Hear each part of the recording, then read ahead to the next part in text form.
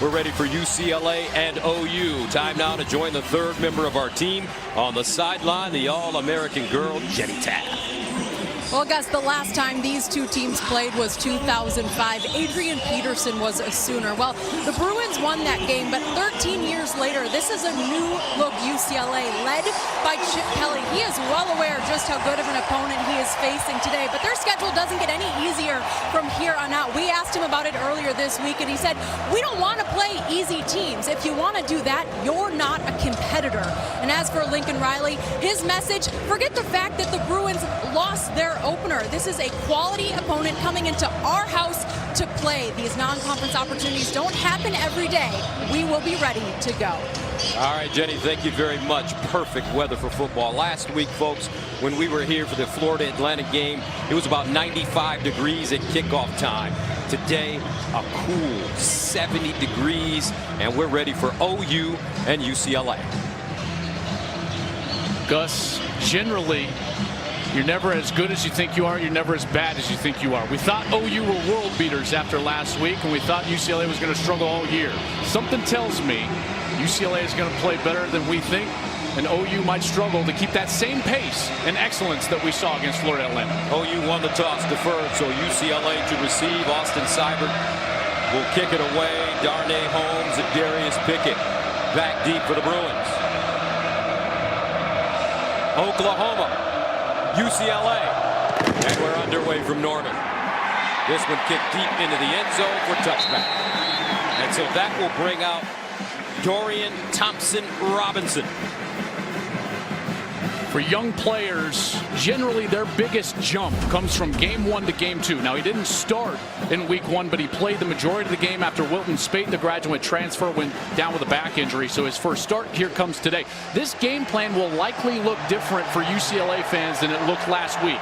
I expect more quarterback-featured runs. We'll see if they do that here on the first series. Look at the atmosphere he faces. True freshman quarterback for UCLA. He was a 4-star recruit.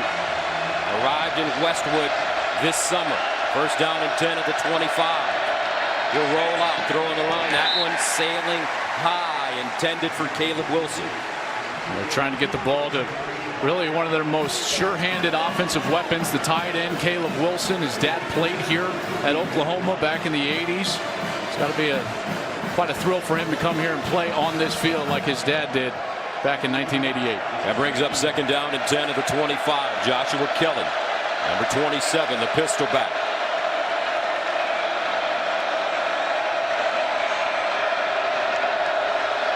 Thompson-Robinson hands it off, and no room there for Joshua Kelly. He's lucky to get back to the line of scrimmage. Mark Jackson and Kenneth Mann leading the way. And we talked a lot about Kenneth Mann in our meeting yesterday with the coaches. Mike Stoops said this guy played like a man last week against Florida Atlantic, and he's already doing a nice job here today. Richard Jr. from Burleson, Texas. Third down and 10 at the 25. Opening series for UCLA. Thompson-Robinson looking with time underneath, and it's caught. Diamond Lee, but he is dropped immediately. Kenneth Murray with the tackle. UCLA 3 and out. And I tell you what, you see Kenneth Murray in street clothes, he looks like a superhero. He looks like the real Luke Cage Power Man. Listen, this guy started as a true freshman last year at middle linebacker for Oklahoma. You don't do that unless you're exceptionally talented. And he's going to grow into his own. I believe that he's going to have a big year for them on this defensive side. He's grown into a leadership role, and he's clearly one of the more talented players on the field. Stephen Flintoff will send it away. C.D. Lamb, the sophomore, standing at his own 30. Flintoff drives it far side, and that one goes out of bounds. And a little pushing and shoving and trash talking going on.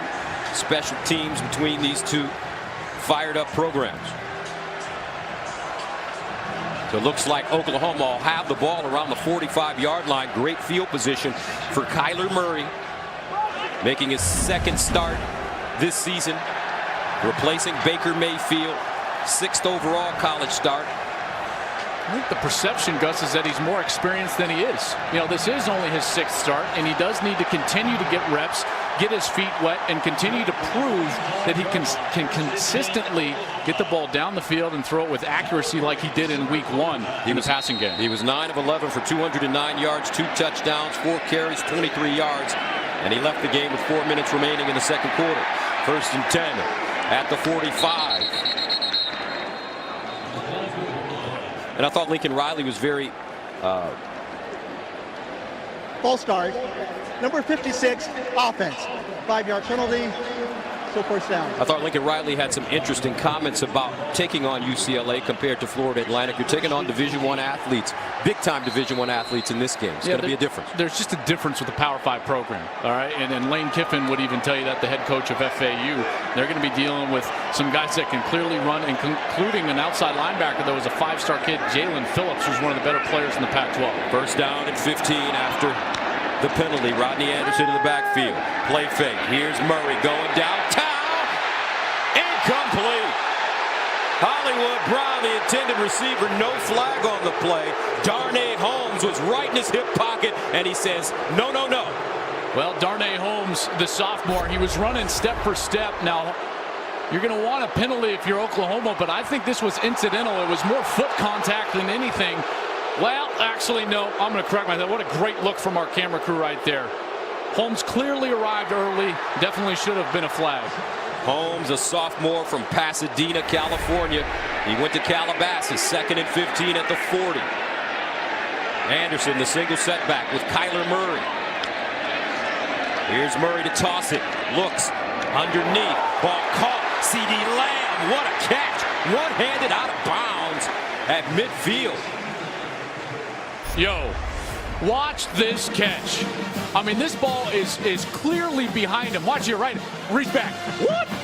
He reached back one-handed, grabbed it out of the air, and continued running. Oh, my goodness. C.D. Lamb set the OU freshman records for receptions and yards in a game against Texas Tech with 9 for 147.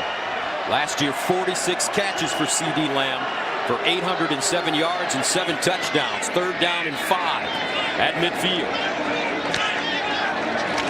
Murray steps up in the pocket, dumps it off, and they have the 1st down. Calcaterra, who they are so high on. And he's a California kid.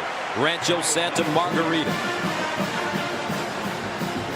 Oklahoma quickly to the line of scrimmage. 1st down. Here's the handoff. Anderson, flag on the play as he crunches forward and picks up about 8. I think they caught UCLA offside there. It might have been just in alignment. Illegal formation, 5 players in the backfield. Offense. 5-yard penalty. So first down.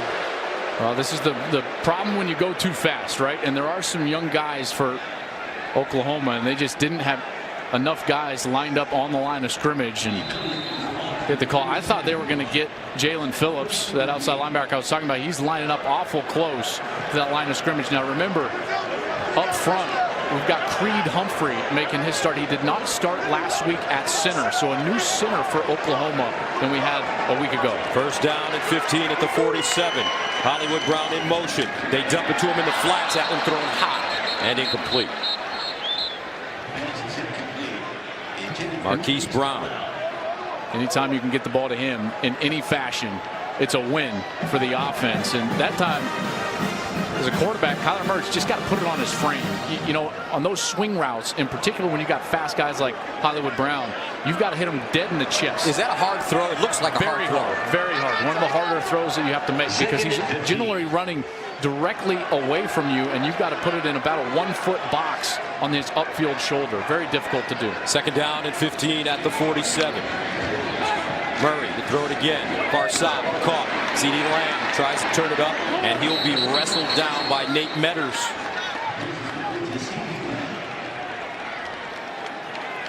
Here we go again on a 3rd down, and an opportunity for UCLA to get off the field potentially.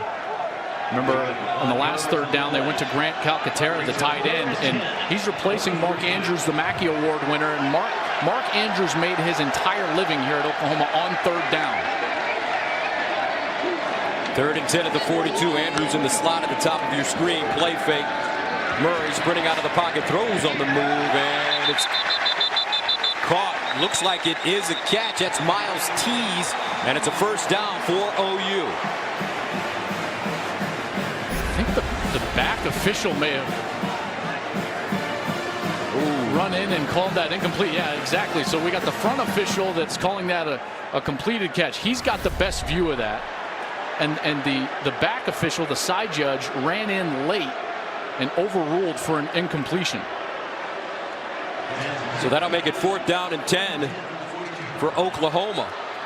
And the Sooners will have to punt it away. So if I'm UCLA, that's a win. No doubt. Huge win for that defense for UCLA. OU getting on the plus side of the 50, and the Bruins still forcing a punt. Kyle Phillips, the deep man, as Austin Seibert, one of the few combo punter place kickers in college football. They say that Austin is a pro, but the big decision for him is whether he's going to be a kicker or a punter. Punt, young man. Punt. Yeah, but the glory is in the place kicking, as you know, Joel. Yeah, but the length of career is in punting. 4th down and 15.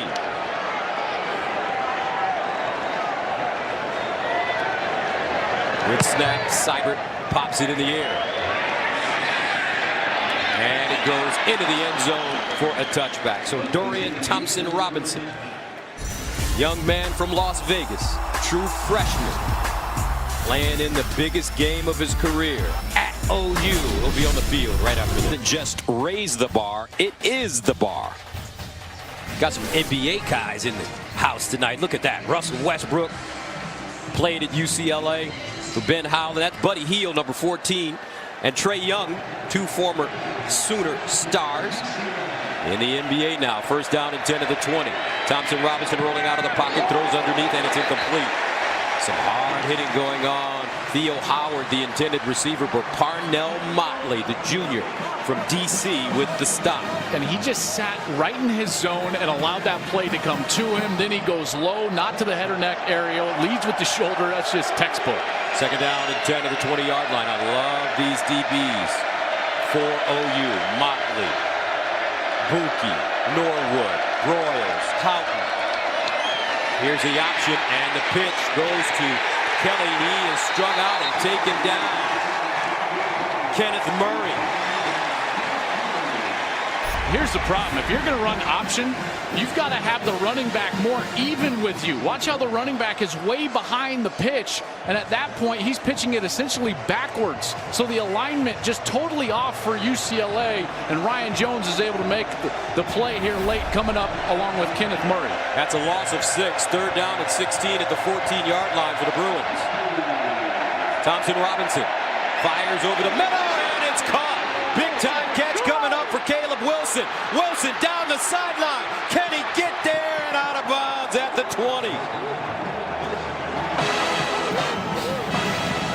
Khalil Houghton and Trey Norwood push him out of bounds, a gain of 63. The safety there, Khalil Houghton got way off the hash, all the way out to the number, and Caleb Wilson just runs right up the seam. Easy pitch and catch. How about the throw from the true freshman? And Caleb Wilson turns on the Jets. He's a redshirt junior from Dallas. 1st and 10 at the 21. Thompson-Robinson runs it with room, and he'll pick up maybe 9 on the play. Buki with the tackle. And that's what I thought we would see more of this week than we did last week for UCLA when they played Cincinnati. Is the quarterback featured zone read. That's just a give to the running back. If the defensive end squeezes down, the quarterback keeps it around the edge. That's simple stuff for a young quarterback, and he's got the athleticism to make it work. 2nd down and 1 at the 12. And a handoff straight ahead. Casimir Allen picks up the 1st down for the Bruins. And this is what you have to do as a defensive end. Watch the defensive end here. He's just going to come up the field, and he's just going to sit right there and force the handoff. You got to force that ball out of the hands of the quarterback, because the quarterback's going to hurt you a lot more than the running back will. Force him to hand it off, then squeeze down and make the tackle. Gain of 3. 1st down and goal at the 9. Bolu. Ola run for me. Checks in at running back. And they give it on the end around. Casimir Allen. Looks like a touchdown, UCLA.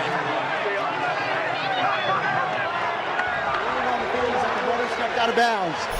And they're saying he got out of bounds at the 3.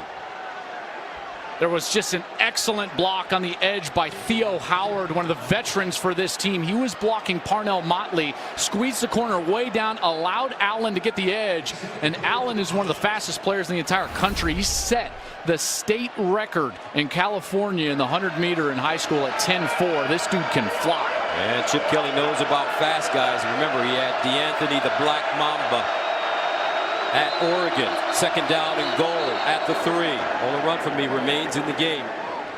First charge timeout, UCLA. And Chip Kelly calls the timeout. 9:04 to go, no score, but the Bruins are knocking on the door with these young guys on the road.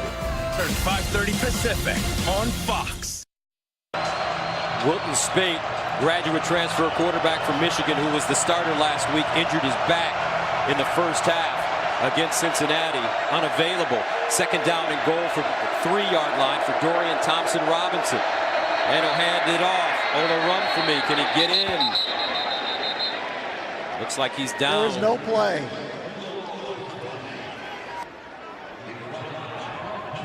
Mark Jackson with the tackle. They announced we had a hard signal there, but they announced that there was no play there for some reason. I don't quite know why. So looks like it'll be again from the 3-yard line. Really confusing what's going on here with the officials, guys. Second down and goal from the 3. Oh, the run for me. And he submarines into the end zone for a touchdown. So how about this? UCLA striking first, 8:59 to play in the first quarter. And the Bruins have a chance to take a 7-0 lead. I think that the key block here is the tight end. Watch Caleb Wilson as he's going to squeeze all the way down, but then he gets in front of his man and walls him off and creates the seam. That's the seam that Olorunfemi hits, and he's able to squeeze through and score a touchdown. So Wilson with a big grab on that series, and then 6'4", 235 walls it off. Great block inside. J.J. Molson will come in to attempt the extra point. Oklahoma so dominant last week. 28-0 after the first quarter against Florida Atlantic. Different story. Kyler Murray has to get this offense going.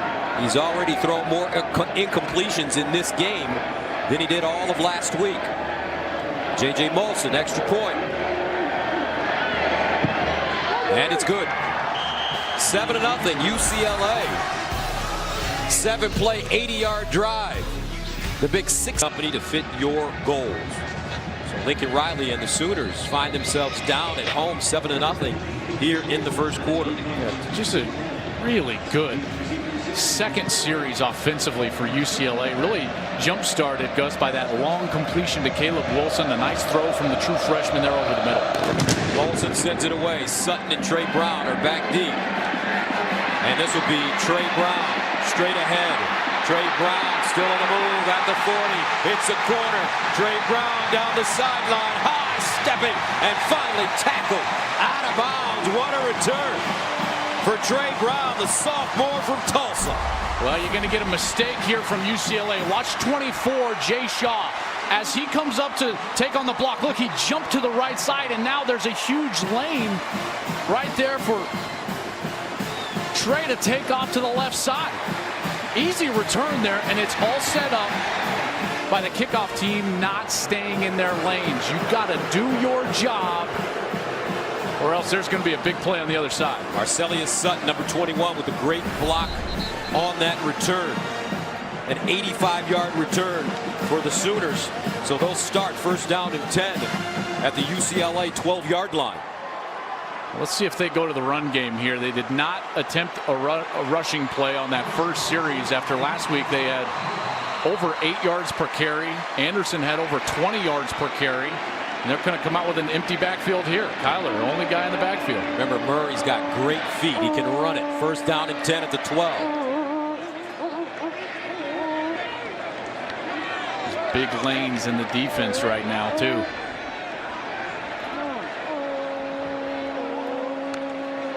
Murray, quarterback draw, gets outside, wiggles, and finally is wrestled down at the 5-yard line. Darius Pickett with the tackle. Key block there comes from their adjuster back, their fullback, Carson Meyer. Lines up just in the backfield, and he's able to pull around, pin the linebacker, and that's what allowed Murray to get to the outside. So Rodney Anderson checks in. Anderson with a 100-yard game a week ago. On 5 carries. 2nd down and 3 at the 5. Anderson straight ahead. Pulls his way close to the 1st down. Looks like he'll be short. Keyshawn, Lucier South, Obonya combining on the tackle. They're big in bringing in the big fellas. Troy James, a defensive tackle in the game, number 94. He's 300 pounds. Redshirt freshman from Baton Rouge, Louisiana. 3rd down and 1 at the 3. There's a big boy. Out of the I formation.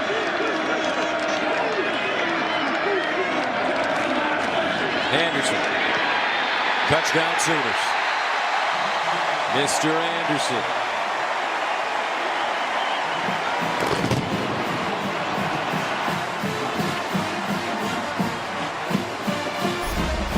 Well, the key is the movement that you're going to get from these 2 players, and then you're going to pull the guard around the edge. And Anderson just does a nice job of being patient, finding the seam, and then you get behind your pads and bull your way into the end zone.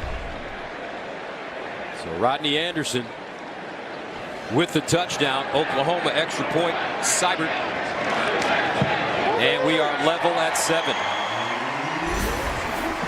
7:20 to play.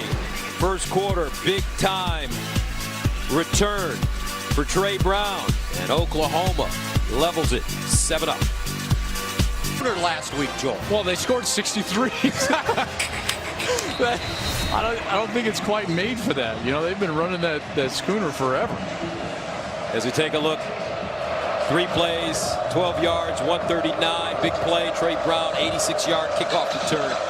For UCLA, will get it again. Seibert. And he drills this one deep, as usual, out of bounds. Now our college football triple-header continues next as rivals Iowa and Iowa State go head-to-head. Then Pac-12 Power square off as Bryce Love and Stanford battle USC. It's all right here on Fox, on the Fox Sports app. That Cy-Hawk Trophy, Iowa State, they didn't get a chance to play week 1, so that's a big advantage for Iowa in that ball game. And then we'll see if Bryce Love can get going after not having a great week 1. Now, granted, he's going up against USC team Gus. They gave up 300 yards of rushing to UNLV, so something tells me that Bryce could get going tonight against the Trojans. 1st down and 10 at the 25. Casimir Allen in the backfield. Play fake. Thompson Robinson in trouble. Stays on his feet. Gets out of the pocket. And goes down at the 20. So that is a sack. A 5-yard loss. Trey Brown defensively.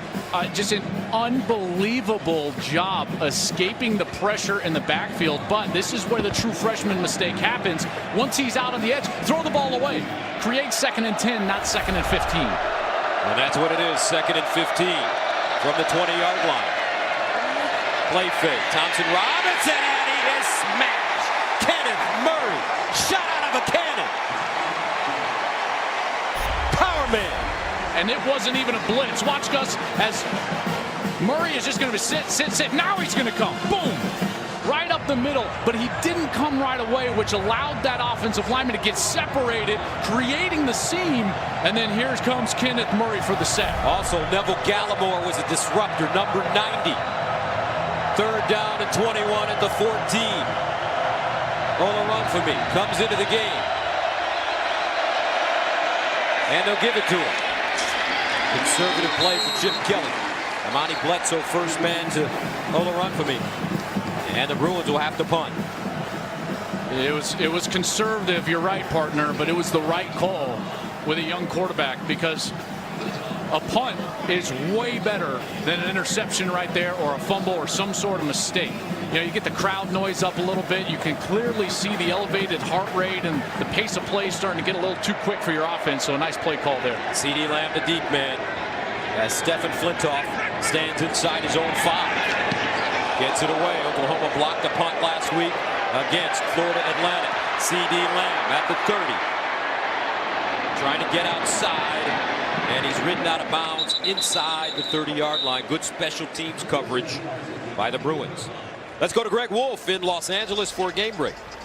Gus, thanks. We go to Manhattan, Kansas. Number 18, Mississippi State taking on K-State. Bulldogs firing on all cylinders with Nick Fitzgerald back under center. This time they keep it on the ground.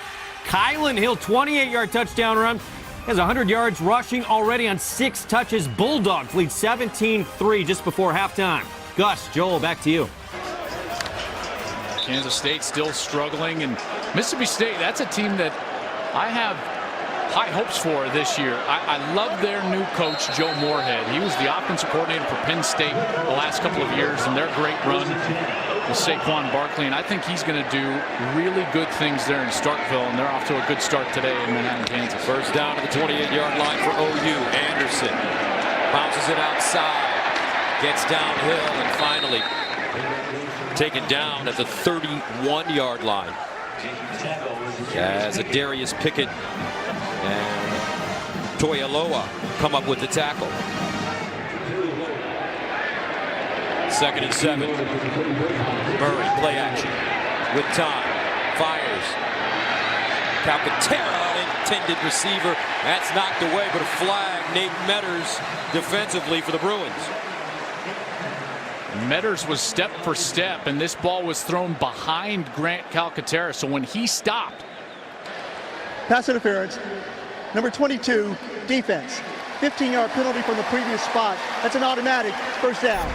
Metters is trying to turn back around when Calcaterra stops, right? He's running step for step. He's in great position right here. And then the hand comes out. See it up on the face mask right there? Good call by the officials. It wasn't a lot of contact, but clearly impacting Calcaterra's ability to get back to that ball. Metters, a big-time NFL prospect.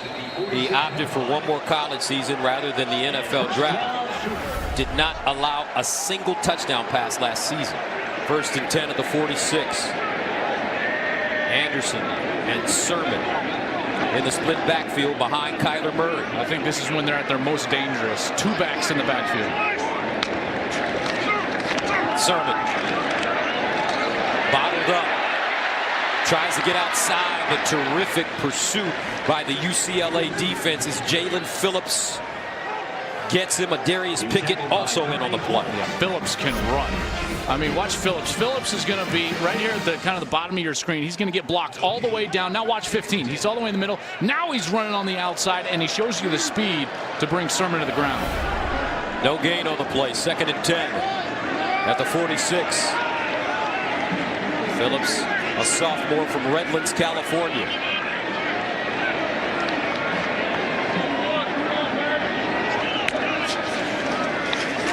Anderson. And Anderson. Well, they got to him quickly. We talked to Lincoln Riley in his office yesterday, and there weren't a lot of things to criticize about OU's performance against Florida Atlantic, but he did talk about protection. And that's, the thing is they were great in the run game, and they have not been all that great today in the run game. Big credit there to number 92, Osa Odigizua, redshirt sophomore from Portland. His brother played at UCLA, was a draft pick back in 2014. So he's kind of in that lineage of Odigizua's here at UCLA. 3rd down and 14 at the 42. Kyler Murray delivers, and it's caught. Hollywood! Lights, camera, action! Hollywood Brown, 58 yards.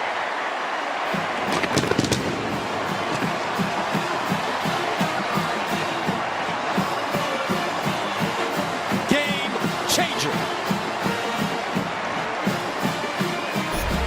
Hey, sometimes your Jimmy's just got to be better than their Joe's, and that's this case right here. Hollywood Brown, just a simple little hook route, and then he's gone. Safety doesn't keep his feet, and once this guy gets a step, it is over. Marquise Brown had a touchdown last week, 133 receiving yards and limited action. And right now, he gives OU a 14-7 lead. He's got feline quickness, folks. One of the best receivers in America, and his quarterback loves it. 14-7 Sooners. Champions at Oklahoma. Right now, Kyler Murray happy to have number 5 on his team. 14-7. 3rd and 14. It's like, hey, where's number 5? We'll throw it to that guy. Very interesting. Talked to Hollywood on the phone this week. He said, yeah, I had to fly to Dallas to talk to Kyler about one thing and one thing in particular. And I said, what? He said, I had to tell him to make sure under all circumstances he throws me the ball. Oh, man. You know, I love wide receivers, but I hated them all at the same time, right? It's like you don't want to have to deal with that until it's 3rd and 14. And Murray did a great job of throwing that ball on time, right? That's his role in this is you throw it on time to give Hollywood Brown the most amount of time to make a move after the catch. And then Marquise says, I'm gone. And he also told me, he said, I tell you what, Gus, Kyler can really throw the ball. He can put it on me. 1st down and 10 of the 25. Thompson Robinson underneath, and it's Caleb Wilson once again close to 1st down. You know, Hollywood says he got all his speed from his mom, and for more, let's go to Jenny Taft. Well, guys, Shannon James said, yeah, she always knew she was fast running track and also playing softball. She said she and her son used to race when he was little. She knew he had something special. And I asked her, Gus, if she liked the name Hollywood. She said, you tell Gus, we love Hollywood around here. All right. A wonderful thing. That's Hollywood, Florida, folks. Casimir Allen and Mark Jackson making the tackle. You know, he's even losing the Brown. He's walking around the building now and he's like, hey, what's up, Hollywood? Good for him. I love it, man. I love it. 2nd down and 10 at the 35 for UCLA. How do the Bruins respond offensively against this tenacious Sooner defense? Here's the handoff. Allen trying to squeeze through the hole. Curtis Bolton, Famatau combining on the tackle. These are the situations you're trying to avoid if you're UCLA, and that's 3rd down and obvious. Something like 7 or plus. And Chip Kelly knows that he's going to have to get creative in order to keep this rush and some of these linebackers out of the face of his quarterback. 3rd down, 7 to the 38. Thompson Robinson under pressure, tries to get out, throws, incomplete. But Curtis Bolton had his hands on it. And UCLA will punt once again. And they overloaded that side. You know, they only had 5 offensive linemen in to block. And then Bolton's just going to come right around and find a seam, and he's going to be right in the face of the quarterback. Trust me when I tell you this, folks, there is no chance as a quarterback when you get that type of rush in your face that quickly. You've got to block the inside gaps first and let the outside rushers go to give the quarterback the amount of time he needs to get the ball out of his hand. Flintoff ready to send it away. His 3rd punt of the game. CeeDee Lamb is the deep man for OU. And that one takes a bounce and will be down at the 15-yard line. A 47-yard punt. And here's a quick word from Duracell. This fantasy season, trust Duracell, not auto drafts. OU back on the field, 14-7. And watching Kyler Murray, partner, I was trying to say to myself, who does he remind me of? And when I look at him in terms of his poise, his leadership, and his ability to make everybody in the room feel good, I see a lot of Russell Wilson in this young man. Yeah, I mean, listen, they're both not very tall. They've got good athleticism. I'd say Russell in his college career was a little more polished from the pocket, but in Murray's defense, we just haven't seen him enough. You know, this is only his 6th start. Russell Wilson had a couple of years of starting at North Carolina State before he went to Wisconsin, so he was just more seasoned, but the similarities in style are certainly there. Talking to his coach, he said, let me tell you something about Kyler. He'll never quit. He's quiet. He's reserved, laid back, but he's got cutthroat competitiveness about him. I loved when he said that. Yeah. Cutthroat competitiveness. I think that you have to in order to play quarterback at Oklahoma. Right? The expectations are too high here. They talk about OU DNA. That means you have to go out and win the conference championship and compete for the national championship. Every year. 1st and 10 at the 15. I think this young man is down for the task.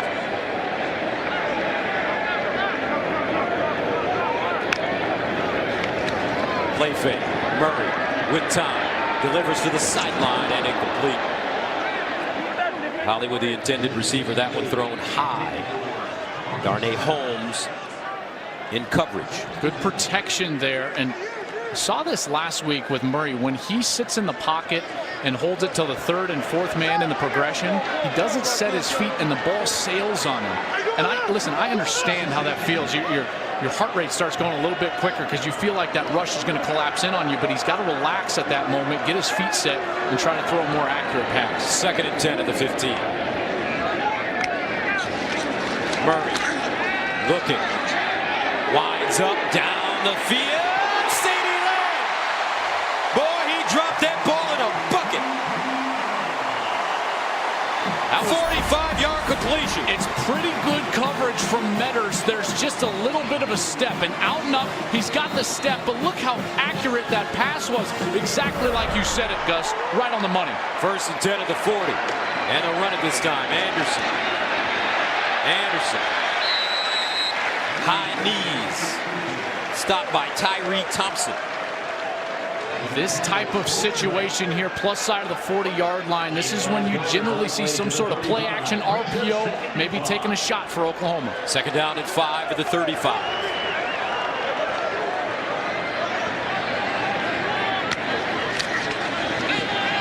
Murray over the middle. Caught. CD Lamb again. And I tell you what, partner, CD Lamb, Hollywood Brown, Cal Quintera, they've got some receivers on this Oklahoma team. Good speed on the outside. You know, generally teams are either fast or they're powerful. Oklahoma has that rare combination where they've got both. Big, powerful offensive line, big running backs, and then the speed on the outside. Very tough to defend. 1st down and 10 at the 20-yard line for OU.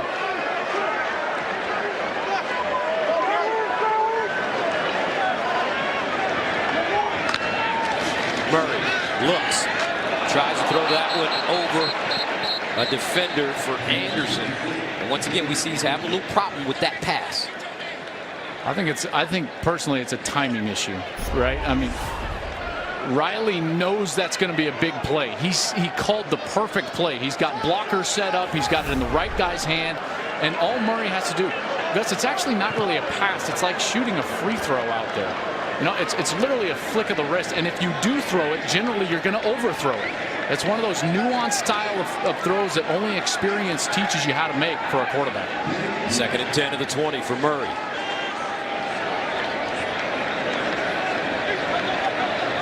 And a timeout called by the Sooners. Murray didn't like what he saw at the line of scrimmage. 23 seconds to go in the 1st quarter. Enjoy more favorites on the $1, $2, $3 menu at McDonald's. 14-7, Oklahoma with the lead over UCLA. 23 seconds to go in the 1st quarter.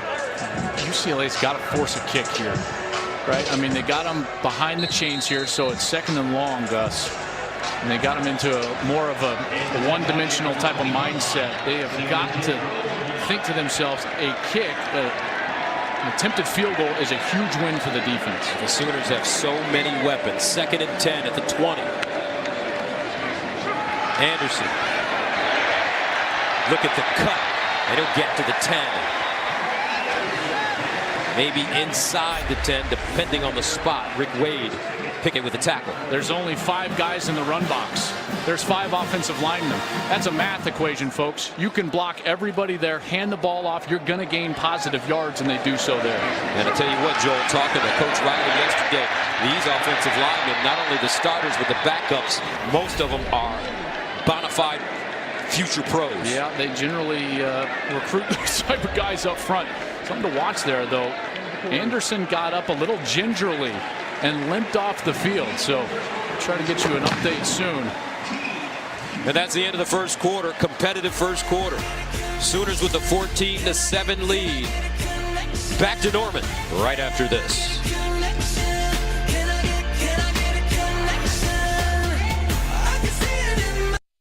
Okay. Thursday night games are good.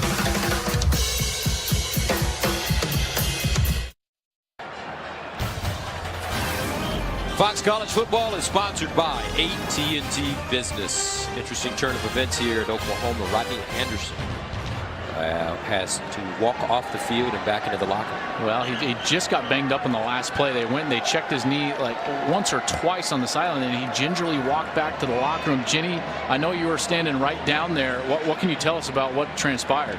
Well, unfortunately, they didn't look at it for very long. He was pointing towards that kneecap, his right knee, and it was a pretty quick decision to get him off and take him inside, guys. And not a lot of good looks from around as they were watching them examine that knee. And this is a guy that has dealt with a lot of injuries in the past. He had a knee injury in 2015, lost his season, a neck injury in 2016, lost his season, had that amazing year last year, and he was grabbing for that right knee right away. It's the end of the run. Man. So, next man up, Trace Sermon. First down and goal at the 10. Sermon. No, it's Murray on the option, and he scores. Kyler Murray.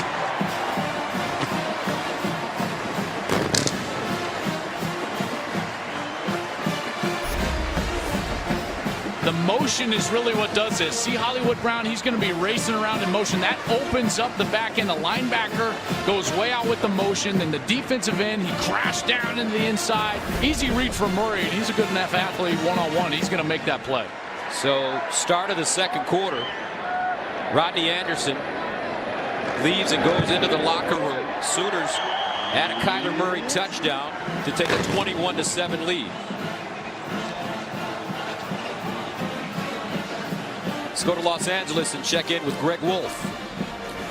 Gus, thanks. We go to Camp Randall, number 5, Wisconsin. Slow start against New Mexico, but Alex Hornibrook gets them going. Finds A.J. Taylor, 10-yard touchdown strike, and the Badgers lead New Mexico 17-7, third quarter. Gus, Joel, back to you. And I thought after Hornibrook lost that game at Ohio State, in the Big Ten Championship, he learned a lot, and I think he's gotten better. I think he has too. I thought he was getting better late last year. You know, Gus, we did the game against Michigan late in November. Remember how well he played against that Michigan secondary that was one of the best pass defenses in the country. I still expect big things for Wisconsin. They haven't played great yet, but candidly, I don't think that anyone would expect them to go out there and be the most explosive team in the country. They are just Wisconsin. You know, if they need to put you in the meat grinder, they'll do it. And by the way, Bob Davies has done a nice job with New Mexico, so that's not a terrible team that they're playing right now. All right, Darnay Holmes, the deep man, as Seibert prepares to kick it away.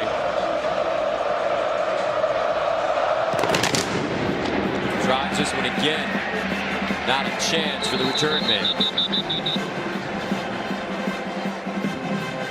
So what does UCLA do, Joel, to get their offense clicking a little bit against this Oklahoma defense? In the two series that they've been able to move the ball a little bit on either first or second down early, they've gotten the ball to Caleb Wilson and gotten an easy first down.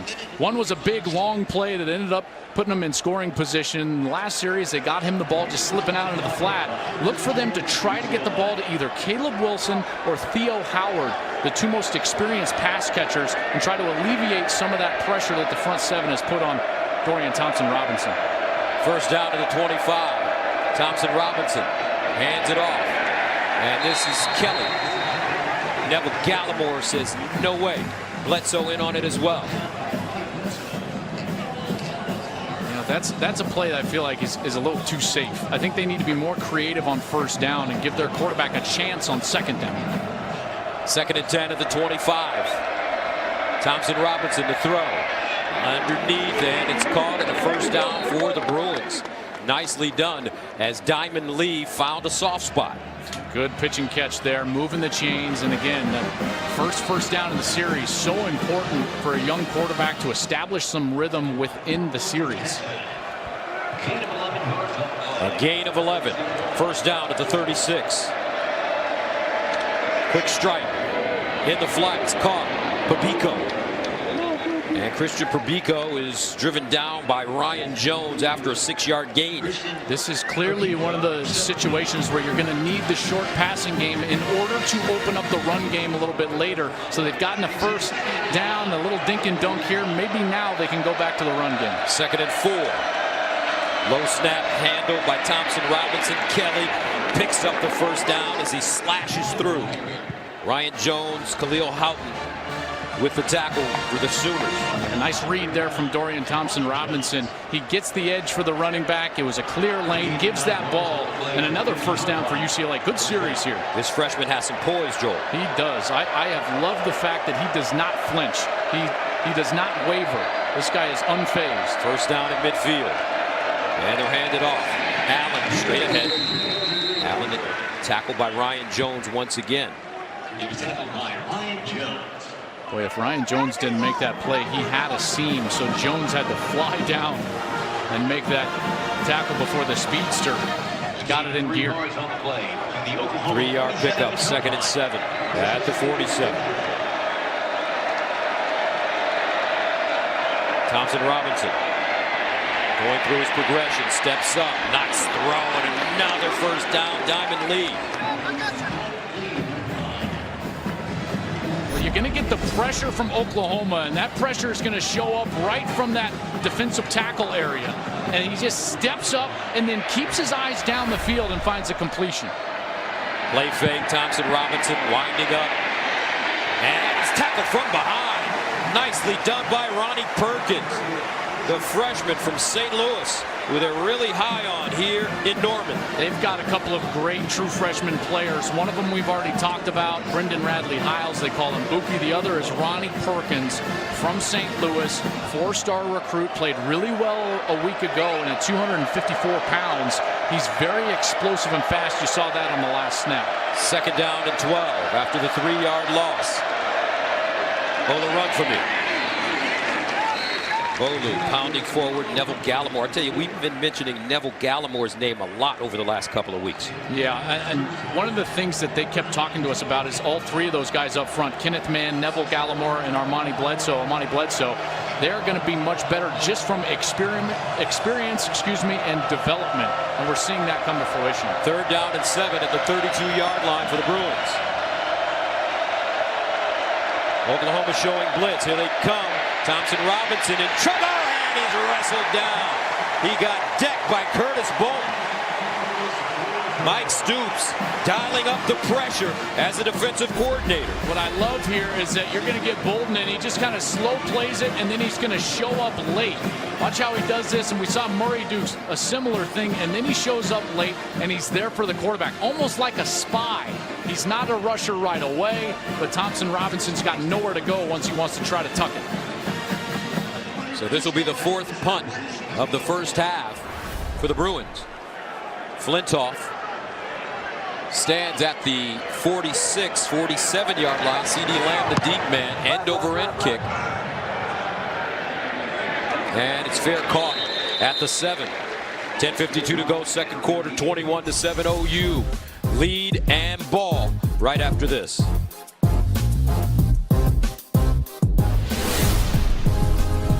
Yards with 277 and touchdowns with 3, leading Oklahoma to a 59-24 win. Tell you what, though, I know it's a slow start for Chip Kelly, but you know that in the next couple of years, he's going to get this thing going at UCLA. Oh, there's no doubt. There's no doubt. Bruin fans, be patient. This is going to work. First down and 10 to the 8-yard line. Murray spinning, gets out of bounds at the 15. Darnay Holmes there to usher him out of play. And it's just so different from his. Everyone wants to compare it to Oregon, right?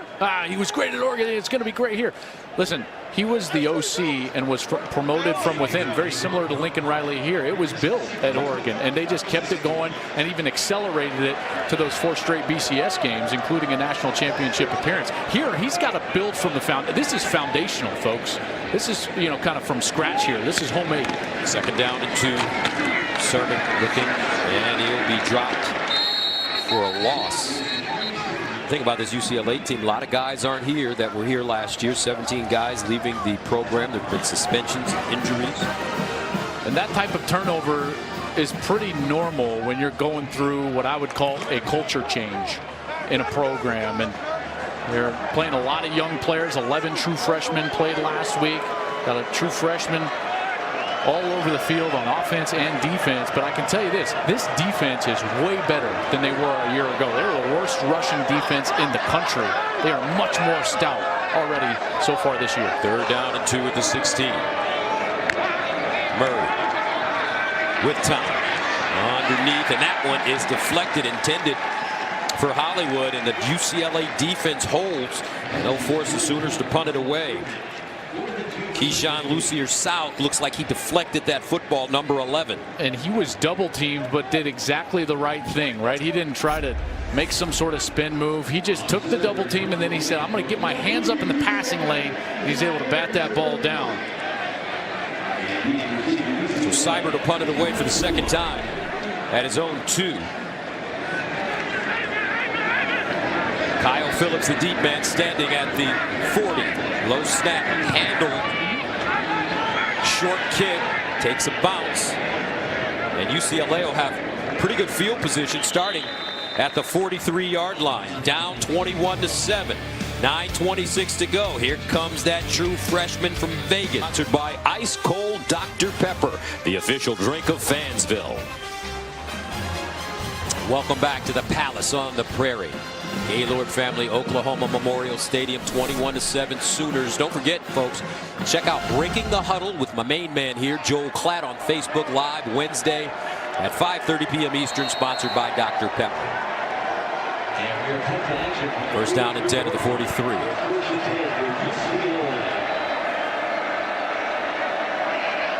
Dorian Thompson-Robinson, the true freshman out of Las Vegas. Came in last week for Wilton Spate, who injured his back. Here's the handoff around the corner, and it's Allen, the speedster, trying to get down the sideline. Nice pursuit by the Oklahoma defense. Mike Stoops talked a lot to us yesterday about the fact that he wanted his outside linebackers to play more physical. They've done a pretty good job today so far, not allowing UCLA outside of their contain to get those big runs. 2nd down and 8 at the 45.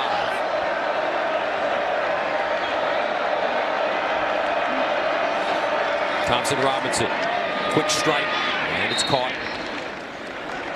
Jordan Wilson with the reception. Yesterday, Coach Stoops kept talking about Chip Kelly, and he kept talking about the veer. The veer. What's the veer, Joe? Well, the veer is like the old school option, except now it's run from the shotgun, in which you don't block a down lineman. Sometimes it's the defensive end, sometimes it's the defensive tackle. But the problem is that it's so difficult to defend because the offensive linemen just automatically go up and block your linebackers, and then the quarterback can make the defensive lineman wrong. Incredibly tough to defend. 3rd down and 3 at midfield. Here's a handoff. Ola run for me, and he'll plunge forward and pick up the 1st down as Neville Gallimore finally got him to the ground. Good vision there. He went to the left side, and it was really shut off. Like, there was nowhere to go for Ola run for me, and so he slid over to the right side, and he was able to find a seam and fall forward for the 1st down. Ola run for me, a powerful runner, 5'10", 222 pounds. 1st down at the 45 for the Bruins. Quick strike, near side. Pabico, and Pabico will go nowhere. Murray, as well as Ryan Jones in the vicinity. Ryan Jones.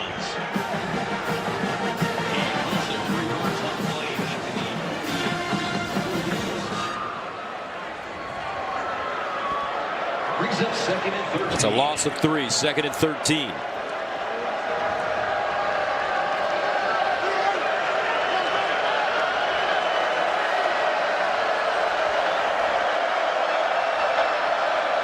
Thompson-Robinson hands it off to Allen straight ahead.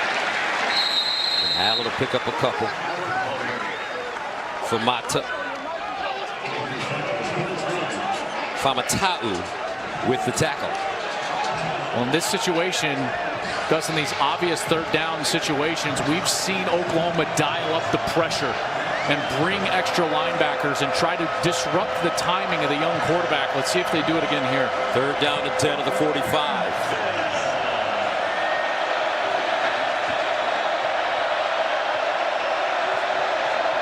Thompson Robinson in trouble, and he's sacked for the 5th time. Curtis Bolton, Mark Jackson. Great move by Neville Gallimore. Watch me, he's going to come to the right side, and then he's just going to swim around the guard and get right in the face. You've got all those Oklahoma Sooners right in the face, but the key is the middle pressure, Gus, because that's where the quarterback can escape to if the edge rushers get to him quickly. The middle pressure allows the quarterback to go nowhere. CD Lamb back deep. Let this one take a bounce and go into the end zone for a touchback. 21-7.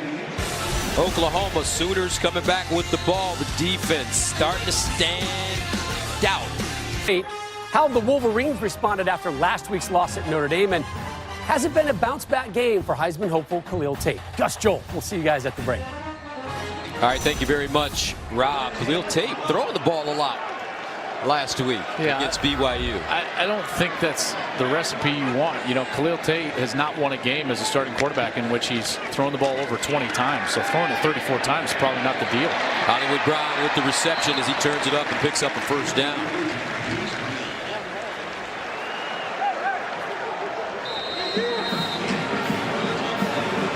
Anderson's still out. Remember, went back to the locker room. So now you've got Trey Sermon in the backfield, along with Marcelius Sutton, senior from LaGrange, North Carolina. 1st down to the 33 for Oklahoma. Here's Sermon squeezing through the hole and dragged down from behind by Thompson. And Sermon, Thompson. Sermon, Gus, is not just any backup. I mean, this guy was the starter for the majority of the first half of last season, including in a game in which they went and beat Ohio State. So he's certainly capable. 2nd down and 6 at the 37. Murray to the far side. And Hollywood picks up the 1st down. One thing Coach Riley talked about when we mentioned Trey Sermon to him was how he's really improved his body. Yeah. As a true freshman a year ago, he was very talented, but he didn't have the makeup yet physically of a veteran college football player, and he has trimmed himself down a little bit. And Lincoln Riley put it a very simple way. Now he looks like an OU running back, and I was like, oh, okay, I get what you're saying there. You know, guys like DeMarco and Adrian Peterson and Rodney Anderson and Long P. Ryan, all those guys. Joe Mixon 1st down and 10 at the 44.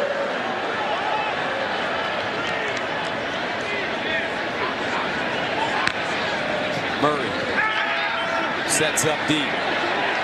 Near side on the money. Calcaterra gobbled it up. Close to a 1st down, and they really love Grant Calcaterra's pass catching ability. They think he's like Spider-Man. He can take anything down. He's probably a better pass catching tight end, split tight end than Mark Andrews was, who just won the Mackey Award. Now, Andrews was fantastic, but Calcaterra has a little bit more route running nuance and a bit more speed. 2nd down and 1. Sermon, 1st down OU. That's 224 pounds of mean. And Darius Pickett throws himself under the chariot. How would you like to tackle this? No way.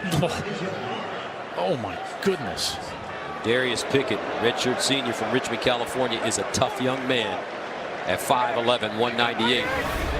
Tackling the 6', 224-pound Sermon.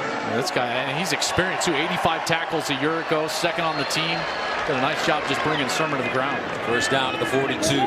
3:38 to go. Murray. Calcaterra turns it up. 1st down OU.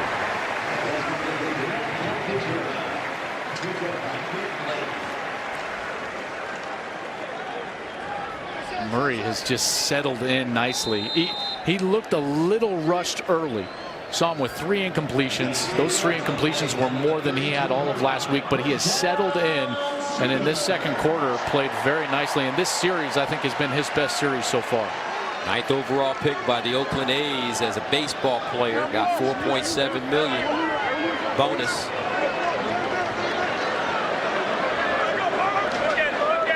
First down and 10 at the 32. Murray looking, delivers. Caught, far side, CeeDee Lamb. Biletnikoff Award candidate. Nate Metters with the tackle, along with Hollywood Brown. CeeDee Lamb was quiet last week, but he has played really well this week. Late flag. Like there was a hold on the offense. The official's microphone not working. Try to pick it up here. Might have been the right guard. Maybe it was Drew Samia, number 75. Oh yeah, that big hook right around number 44. That's Martin Andrus, sophomore from Long Beach. Little ticky-tack. I don't think Andrus was going to get to the quarterback. I don't necessarily agree with that. There's a hold like that on every snap of the game. A lot of California kids on this OU roster. Samia from Sacramento, Calcaterra from California as well. First down at 20, and Sermon gets to the 45. Chris Barnes defensively for the Bruins. Good patient run there.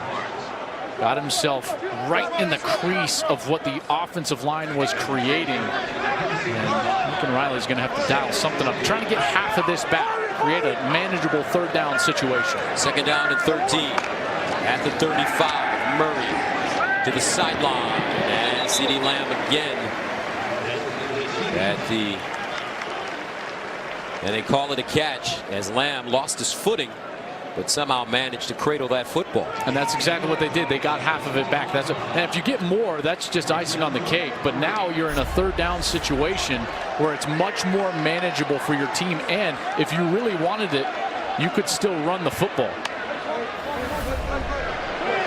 Third down and 3 at the 25 after the 10-yard gain.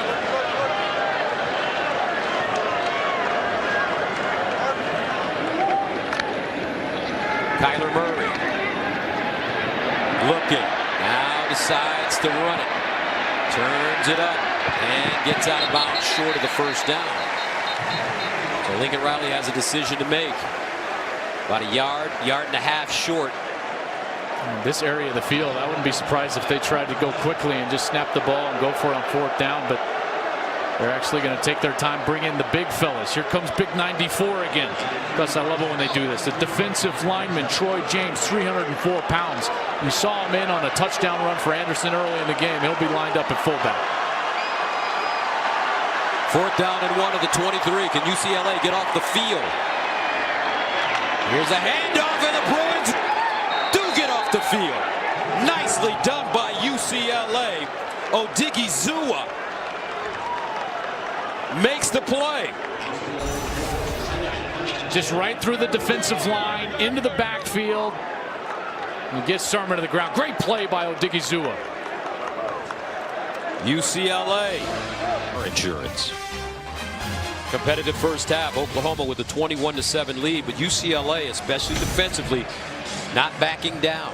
They've done a nice job a couple of different times. You know, on the plus side of the 50 for the Oklahoma offense, they've gotten themselves off the field. And they did so there on a fourth down play.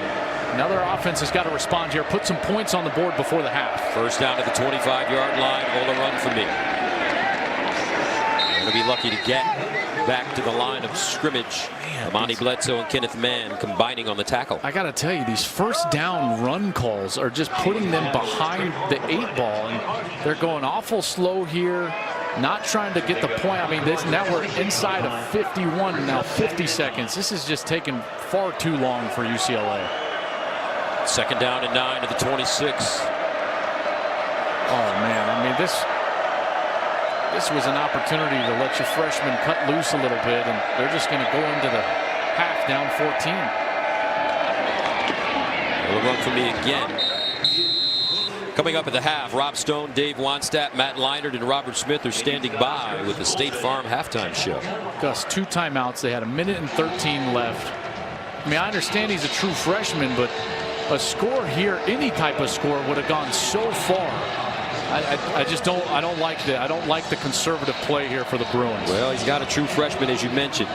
Down 14, not bad for UCLA going into the locker room on the road against the number 6 team in the country. Kyler Murray ran for a touchdown, threw for a touchdown. 21-7, Lincoln Riley and the Sooners with a halftime lead. Right now, we'll send you to Rob Stone in Los Angeles. 21-7 lead over UCLA. Fox College Football is sponsored by AT&T Business. Welcome back. Gus Johnson along with Joel Klatt. Oklahoma, not as dominant as they were last week against Florida Atlantic, but the offense still effective. Yeah, they were, and creative again. And that's what Lincoln Riley, I think, does best, in particular with a quarterback that's got a great skill set running the football. Let's go into the AT&T Business edge-to-edge zone where intelligence covers every edge of the field. And on this touchdown run, you're going to see the motion from Marquise Brown. First of all, his speed is going to affect two defenders. Watch out, two UCLA defenders. They're going to get out of position to the outside right there. Then Murray is able to get himself into the seam and go one-on-one for a touchdown, utilizing his athleticism. That's just a good design by Lincoln Riley, a good read from Kyler Murray, and an easy touchdown for Oklahoma. So Kyler Murray, in that first half, of 11 of 17, 190 yards and a touchdown, no interceptions. He also carried it 4 times for 27 yards, averaging 6.8 yards per carry with a long of 10 and a rushing touchdown. But the question on the other sideline is, how does UCLA get going offensively? I think their defense has been pretty solid. Yeah, they have, and I think it comes in letting the true freshman quarterback, Dorian Thompson-Robinson, throw the ball on first down. Every time that we've seen UCLA come out and on first down just turn around and hand the ball off, it has not been a quality series for them. They've got to get creative with a motion of formation, get Caleb Wilson, the tight end, in a one-on-one situation, and let your young quarterback, number 7, Dorian Thompson-Robinson, allow him an easy completion, because Gus, 2nd and 5 is where you're going to make your money in this game. 2nd and 10, and UCLA is not going to score many points. Oklahoma won the opening toss. They deferred, so they'll receive to start the second half with a 21-7 lead. We do not have word as of yet on Rodney Anderson, who went out in the first half with an apparent knee injury. Just here in the press box, past Teddy Lehman, the former Butkus Award winner here at Oklahoma, great linebacker. He now does the sideline radio broadcast as an analyst for the OU telecast, and he said that didn't look good. Things he was hearing did not look good for Rodney Anderson. So for the time being, it's going to be Trey Sermon in the backfield. Sutton and Brown back deep. This one kicked out of the end zone. Let's go downstairs to Jenny Taft. Well, Gus, yes, the question being Rodney Anderson, and the latest from Lincoln Riley, he will not be back for this game. They are still evaluating that knee. And just to remind you guys of the injuries he has faced in the past, he had a broken leg in 2015, caused him to miss the season, a broken bone in his neck in 2016. This guy has faced adversity in the past, and Lincoln Riley said, yeah, it's a huge loss to us offensively, and, we need to respond in that way. Our defense has been pretty good, but I need to see more from our offense. And Chip Kelly, he echoed what you said, Gus. The defense has been solid. How do we respond, because they're stepping up? All right, Jenny, thank you very much. First down and 10 for Oklahoma at the 25-yard line. And he'll hand it to Sermon. No, this is Murray. And he'll get out of bounds at the 30. I tell you what, man, he fools me sometimes, Joel, with that fake to the running back. Great ball handling in the backfield, and he does a great job of reading that all the way through, forcing the defense to make a decision, but he got hit late on this one. Foul, late hit out of bounds. Defense, 15-yard penalty from the end of the play. It's an automatic first down. It wasn't all that late. I mean, he's still in bounds when he gets shoved, but then at the end, he gets kind of popped from one of the UCLA players on the sideline. Boy, that's tough. I guess you could argue, if you were the official, that he was giving himself up towards the out of bounds and there was no need for the extra shove. But he had not hit that out of bounds line. If I was coaching the defense, I would say, you've got to go until he hits the out of bounds, because he's so athletic, he might get the edge and go for a touchdown. So first down at the 45, opening series for Oklahoma to start the second half. Rodney Anderson out. Trey Sermon, number 4. The lead back now. Kyler Murray. Dancing. Turns a corner with speed. Murray cross field. Murray making people miss and finally slides down. A flag on the play. He'll gain about 8. Ill-advised block from C.D. Lamb. I mean, this is video game stuff from Kyler Murray, but Lamb late blocked in the back and got a flag. Illegal block in the back. Number 2, offense. 10-yard penalty from the spot of the foul. Still first down. You saw it right there late. Here's 2, C.D. Lamb, and he just kind of comes and throws a little block shove to Elijah Gates, the redshirt freshman from Pasadena. And that'll back the Sooners up. Lamb says, my bad. First down. And 11 at the 44.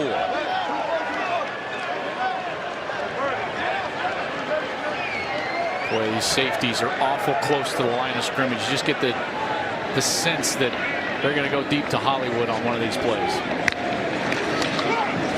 Play fake. Murray looking. Calcaterra. Knocked away by Nate Metters. Well defended.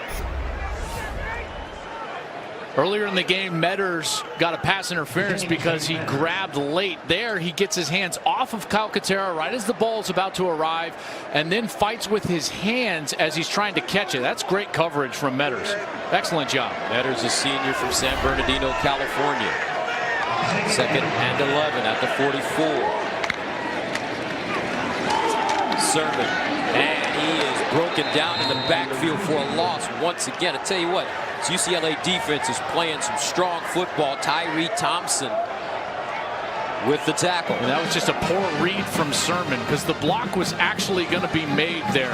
Cody Ford was pulling around the big right tackle, number 74, and he was going to get Tyree Thompson blocked, but Sermon cut inside when he should have cut outside. That's what allowed Thompson to make the tackle. UCLA with a chance to get off the field. Oklahoma facing a 3rd and 12 at their own 43. Murray over the middle and incomplete. That one knocked away at the end. Intended for Hollywood, but Quentin Lake, the sophomore from Irvine, California, knocks it away. Carnell Lake's son. Watch the timing of this. See, as the route comes open, that ball's got to be thrown right about now, but he throws it once Hollywood breaks out of his route. Now he's waiting, and the defense can break on that, bat the ball down, and Lake does a great job of going up and getting that hand on it, but it was a late throw from Murray that led to the defensive play. That number 37 looks familiar, only in Pittsburgh Steelers colors. So Oklahoma sends it away. Kyle Phillips with a fair catch at the 20. 13-11 to play, 3rd quarter. Here comes UCLA on the field offensively for the first time. Their defense, presented by AT&T Business, is sponsored by SoFi, a personal finance company to fit your goals. By the all-new, totally remixed Volkswagen Jetta. 21-7 OU, but UCLA has the football for the first time here in the 3rd quarter. And on the road, it's been an adventure for the Bruins. They haven't won a road game since 2016, a game in which they won at BYU. It's been a struggle for them, and candidly, they just have not been able to run the ball. They've not been able to stop the run, but I believe at this point, Gus, it's got to be first down throws that are going to get them in rhythm. Let's see if Chip Kelly here is your 1st and 10. And they run it. This is Thompson Robinson. And Thompson Robinson hits the edge quickly, and looks like he may have picked up a first down. Excellent read by Thompson Robinson, and then he just had the speed to beat, looked like Kenneth Mann there, 55, and Motley to the edge. Shows you the type of athleticism this kid had. He only started for 1 year in high school at Bishop Gorman in Las Vegas. He had to sit behind Tate Martell, who was a Gatorade National Player of the Year. He's now a backup at Ohio State. First down and 10 at the 31. Will run for me in the backfield. And they'll give it to him with a huge hole. Will run for me. Picks up 7.5, maybe 8 yards on the play, as he stopped by Neville Gallimore. True freshman center Christaphany Murray had a great block. Good snap, and then he got all the way up to the linebacker and really was the key block on the play. They'll run it once again in the first down. Will run for me.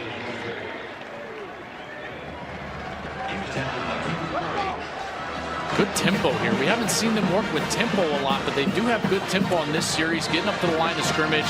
And then what they're doing is they're trying to control the game from the sideline and from the box and give the play calls to Thompson Robinson once they get Oklahoma lined up in their defensive set. First down at the 44. Opening series of the second half for UCLA. Thompson Robinson pivoting. He's got to get rid of it. And somehow it's caught by Caleb Wilson. But it will be for a loss. I couldn't tell if this was going to be a fumble or a forward pass. So Caleb Wilson, I'm sure, is in the same boat, and he says he's got to grab that out of the air. Probably would have been an incompletion if he bats it down to the ground, and they would have saved some yardage, but you can't be sure. And so you've got to get that ball out of the air, and Caleb Wilson does it. Boy, the pressure on Dorian Thompson-Robinson has been immense. OU has 5 sacks on the day. Devon Monster comes in for Thompson Robinson, maybe for only one play. 2nd and 21. The handoff, Olarumfumi. And Amani Bledsoe there defensively. Dorian Thompson-Robinson, his helmet came off, so of course you have to leave the playing field for one play, back on the field. Nothing serious. But now he's faced with a 3rd down and 18 at the 36. UCLA struggling to move the ball, especially through the air.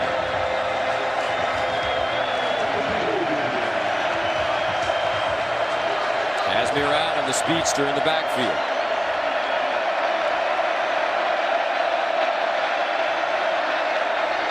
And they'll give it to Allen straight ahead. Allen powering his way to midfield as Curtis Bolton brings him down. Almost popped one free. That's a gain of 14 yards, but it brings up 4th down and 4, and the Bruins will punt it away. I know you had basically everybody back at the chains. They had 3 safeties in the game all the way back at the 1st down marker, and they were fine with the handoff, rally up and make the tackle, even though it got a little bit exciting there at the end. Flintoff punting. CeeDee Lamb lets it go over his head and into the end zone for a touchback.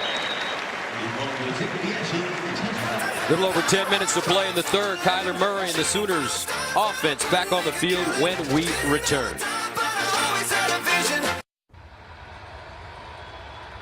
This is the face Oklahoma is trying to do with Kyler Murray, and you know, Kyler has made it pretty clear the reason he's here playing football and not just, you know, getting ready for his baseball career is he wants to win a national championship. That's what he wants to do. That's why he's the quarterback. He believes they can do it. He believes he can lead them there, and that's why he's on the field right now. First down and 10 at the 20-yard line for Murray. He's very efficient in this game.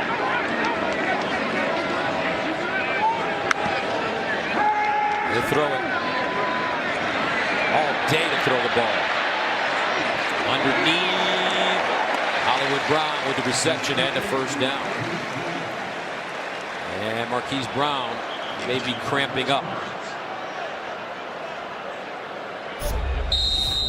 Grabbing at that left calf. I mean, Murray had like 3 days to throw. 3 days. I mean, forever back there. Excellent job by the offensive line, and Marquise got contacted there, made a really nice catch. Let's hope that this isn't anything more serious as he landed on that left foot. He was reaching for that left leg area down low like it was a cramp, and they are stretching him out. So let's hope that's the case. Looks like it. He has improved as a wide receiver. I thought last year, Gus, candidly, there was a lot of flash, but not a lot of substance as a wide receiver. He's improved drastically as a route runner, and I think his hands in traffic so far in the 2 games that we've seen, and I can guarantee you NFL evaluators are paying attention, because with his speed and his home run ability, any semblance of the ability to run routes in the middle of the field, and this guy is going to be a hot commodity for the National Football League. Unbelievable speed. Just not right now. Hobbling off, hobbling off the field. When the trainer's laughing, that's when you know it's just it's okay. It's a cramp. Everybody taking a deep breath there. Yes. Especially with Rodney Anderson already out in this game. Exactly. First down and 10 at the 30 for Kyler Murray. Marcellus Sutton in at running back. Here's Marcellus Sutton exploding through the hole, and he's chopped down. Darius Pickett once again coming up, and there's another Sooner getting up slowly, which is Marcellus Sutton. Helmet comes off, and he'll have to leave the game. And roll with Trey Sermon back. They do have a deep stable of running backs here, and Sutton getting a few more carries because of that injury to Rodney Anderson. But I think his helmet just kind of came loose and maybe came off. He was dealing with a chin strap or ear pad issue. But Pickett, man, I tell you what, this guy, he's tough. Darius Pickett is laying some wood. He is always near the line of scrimmage. 2nd and 6 at the 34. Murray. And caught on the sideline. Nice throw. A.D. Miller. With the reception, Nate Metters brings him down, but for Oklahoma, that is a gain of 15 yards. Beautiful route here, forcing it upfield, and then I thought the throw was tremendous. Back shoulder throw, just allowing the wide receiver to fall out for the completion. First down to the 49. High snap. Murray out of the pocket and knocked away by guess who? A Darius Pickett. This dude's been all over the place. A senior from California, 12 starts a year ago, 85 tackles. He was in the top 20 in the Pac-12 in tackles last year. Last week against Cincinnati, had a career high 15 tackles. He's a Lott Impact Award watch list. That's Ronnie Lott. That's a really cool award that honors the best defensive player in the country that also has a huge impact off the field as well. So a big honor there for Pickett to be on the Lott Impact Trophy Award watch list. 2nd down and 10 at the 49. Murray underneath, deflected at the line of scrimmage. Incomplete. Looks like Keyshawn Lucier-Sal got another hand on the football. That's the second deflection that he's come up with today. They haven't been able to present a lot of pressure in Murray's face, but they have done this a couple of times. And remember, Murray only stands at about 5'9", 5'10". He's under 6 feet, and so the opportunity to bat that ball down is there for the linemen, and they are taking advantage of it. The second time for Lucier-Sal today. 3rd down, 10 at the 49. Sutton back in at running back, number 21.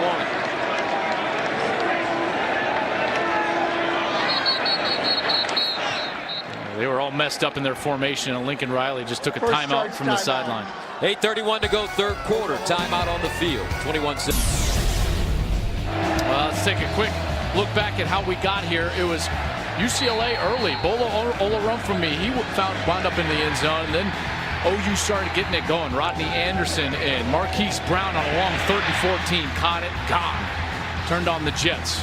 OVA, Gus. OVA. Kyler Murray on a nice little ball handling in the backfield. He took it in the end zone. But UCLA has done a nice job defensively. And on 3rd down, Oklahoma has gone cold. They were 3 of 4 in the first quarter on 3rd down. They've been 0-3 since. 3rd down, 10 at the 49. Empty backfield for Murray. Here's Kyler to throw it. Caught C.D. Lamb. And C.D. Lamb still running. Terrific throw and catch. Murray to C.D. Lamb. Gain of 25. Check out Murray's eyes. He's going to throw this right on time. He threw one previous in this game late to Hollywood Brown, and it caused an incompletion. But there, that was right on time, right at the back of the linebacker. Easy first down. So 1st down and 10 at the 26. And Murray pulls it out, runs it, 1st down and more. As he slides down inside the 10. I'm telling you, Joel, this kid's got some Russell Wilson in him. Check out his eyes all over the defensive end. As soon as Keyshawn Lucier-Sal comes in, number 11, boom, he takes off around the edge, and he's got the athleticism to make guys miss. Even Pickett, who's been having a great game. That's a gain of 15. 1st down and 10 at the 11. And it's Sutton still on his feet. Touchdown OU. 11-yard run for Marcellus Sutton. And the Sooners take a 27-7 lead. Well, it's all about reading that pulling guard and tackle, and he did a great job. Both guard and tackle are going to swing around, and then he stays up. It seems like going into the end zone, gets contacted awful close before that right knee hits, and when the ball actually crosses the plane of the goal line. Arcelius Sutton, a senior from LaGrange, North Carolina, transfer from Lackawanna College. And with Rodney Anderson going out, Sutton's carries are going to go up along with Trey Sermon. And I don't know, was he down, Joel? You think his knee was down? It's going to be awful difficult to overturn this because we don't have a look where we can get simultaneous of knee down and ball position. That's why I think they're going to let this stand and go ahead and attempt this point after. Austin Seibert in for the extra point. And it's good. 28-7 OU. 7:37 to go, third quarter. Sooners moving and grooving at home.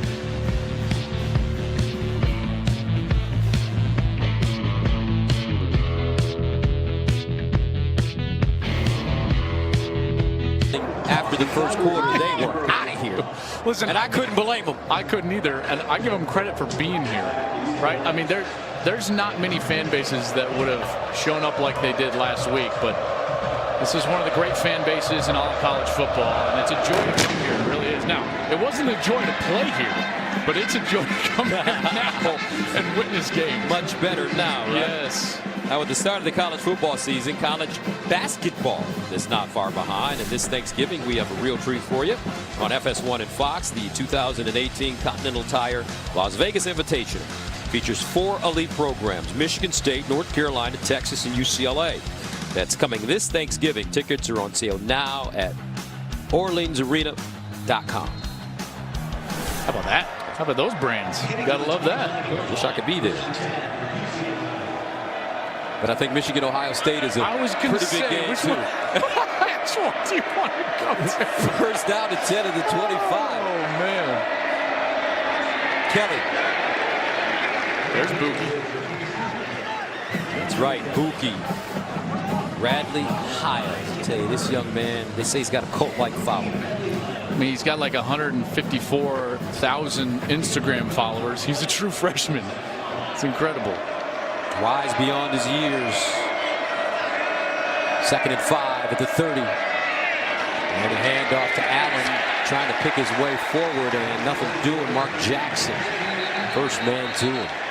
But there is a flag on the play. Yeah, late flag here down the field. It looked like there was a little bit of a cheap shot taken by Demetric Felton, number 10 for UCLA. He hit Parnell Motley, number 11, the corner, down the field, way kind of late, way away from everything, and that's what I think drew the flag. After the play, personal foul, unnecessary roughness, number 10, offense. 15-yard penalty from the end of the play. The down will count. Third down. Chip's not going to be happy with that. Listen, they're trying to change and build a culture here, and this is way after the play. You see, he just kind of comes up and takes a cheap shot on Parnell Motley. Motley ran back up to him, but to his credit, didn't do anything.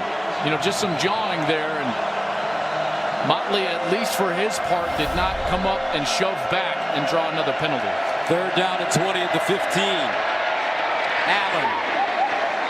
And he won't get there.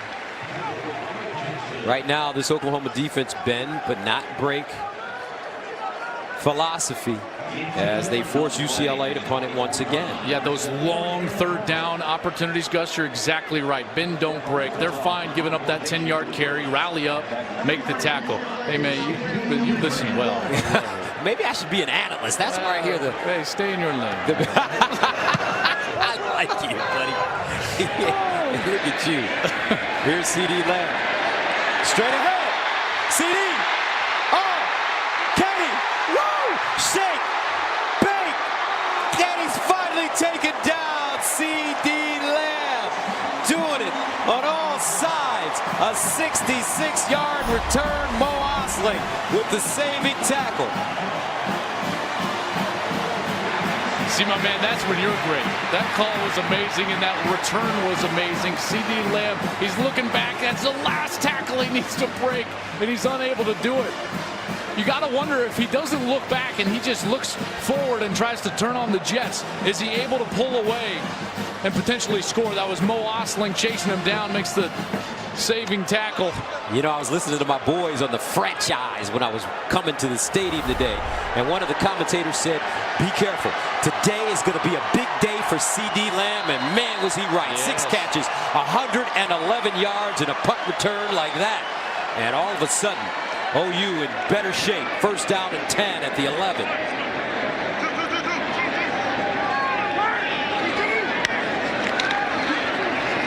Murray, broken play.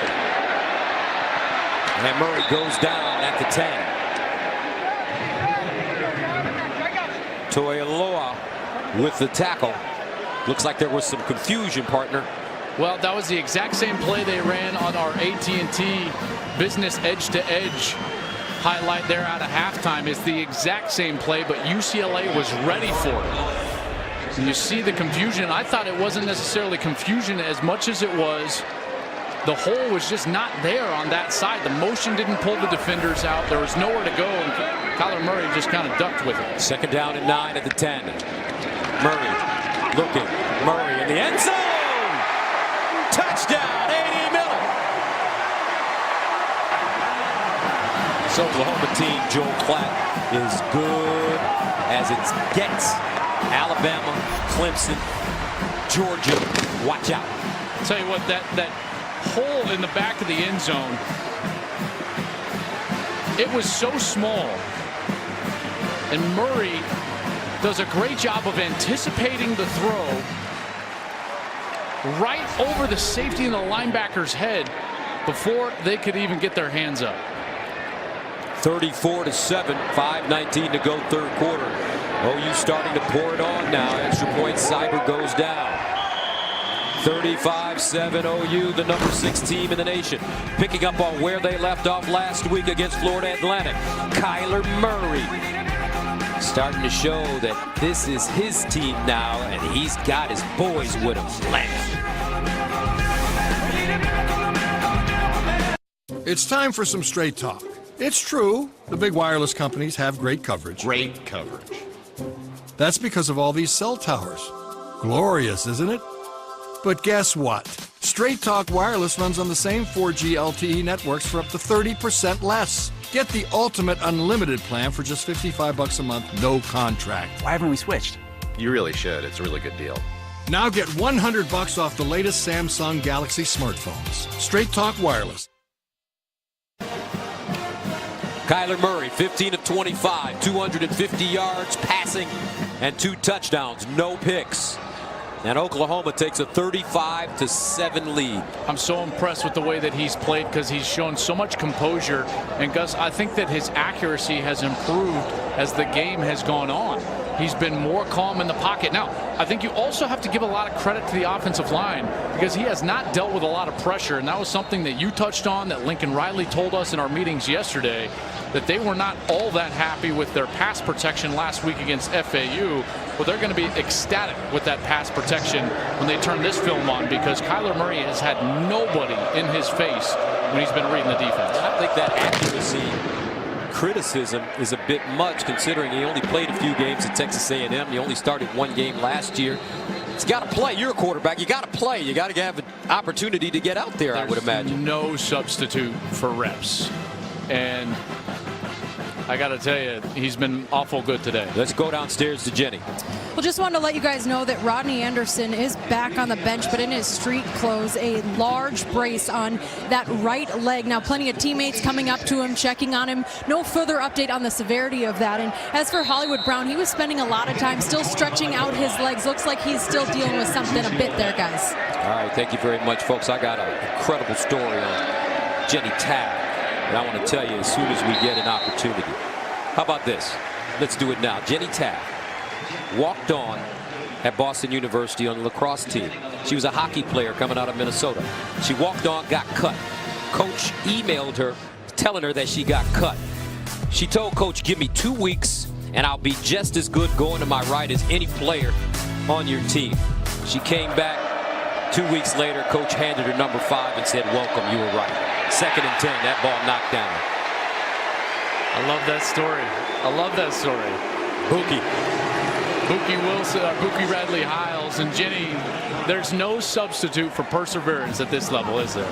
Hey, well, I'm just hanging out with plenty of good walk-ons because Joel has done it even more successfully than me. But Gus, thank you for telling that story. I have to say those years at BU were some of my best.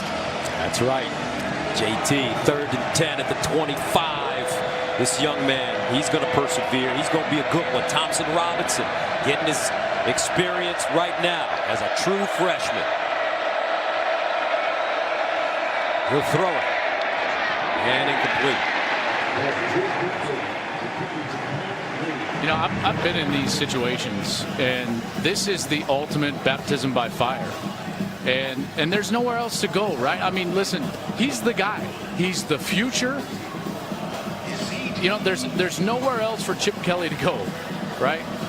You've got to go out there and take your lumps and learn. And unfortunately, he's doing that with a lot of other young players, in particular on the offensive line, who are not giving him a lot of help. Punt goes away. And Lamb allowed to take a bounce and go out of bounds. Tomorrow, the NFL is back on Fox. It all starts with Fox NFL Sunday as Michael Strahan, the Hall of Famer, sits down with Odell Beckham Jr., highest paid receiver in the NFL. Then the Giants take on the Jags, followed by America's Game of the Week as Ezekiel Elliott and the Cowboys battle Cam Newton and the Panthers, only on Fox and the Fox Sports app. Check your local listings. I think Chip Kelly is familiar with Cam Newton. Yeah. Faced him in college, then again the NFL, and it's good to have him back in college football, though. Chip is going to build something special at UCLA. There's really no doubt in my mind. I don't care what this score looks like, or even Gus, candidly, what last week was against Cincinnati. He will succeed at UCLA. Just a matter of time. First down. Sermon catches it out of the backfield. What kind of adjustment does this Oklahoma team make? You know, Rodney Anderson's got that big knee brace on. We don't know when he's going to return in street clothes right now. So with him out of the lineup, Sermon, Sutton, they have to really take a big step forward. They do. Listen, Sermon's going to be up to the task. Like I said, he won the starting job early last year as a true freshman.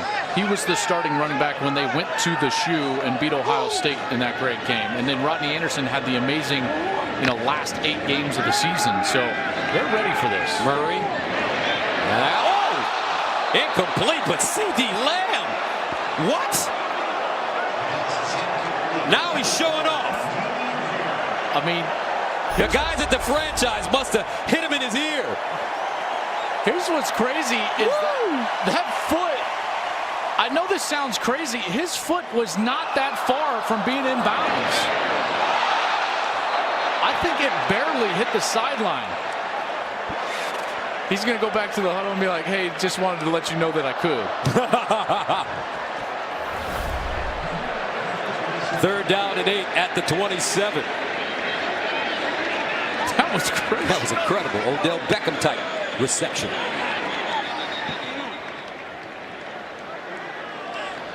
Delay a game. Number 1, offense. 5-yard penalty. Still 3rd down.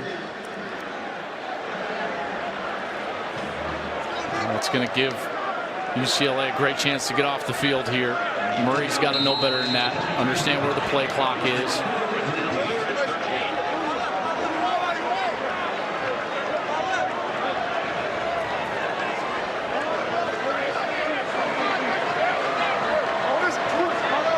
Third down, 13.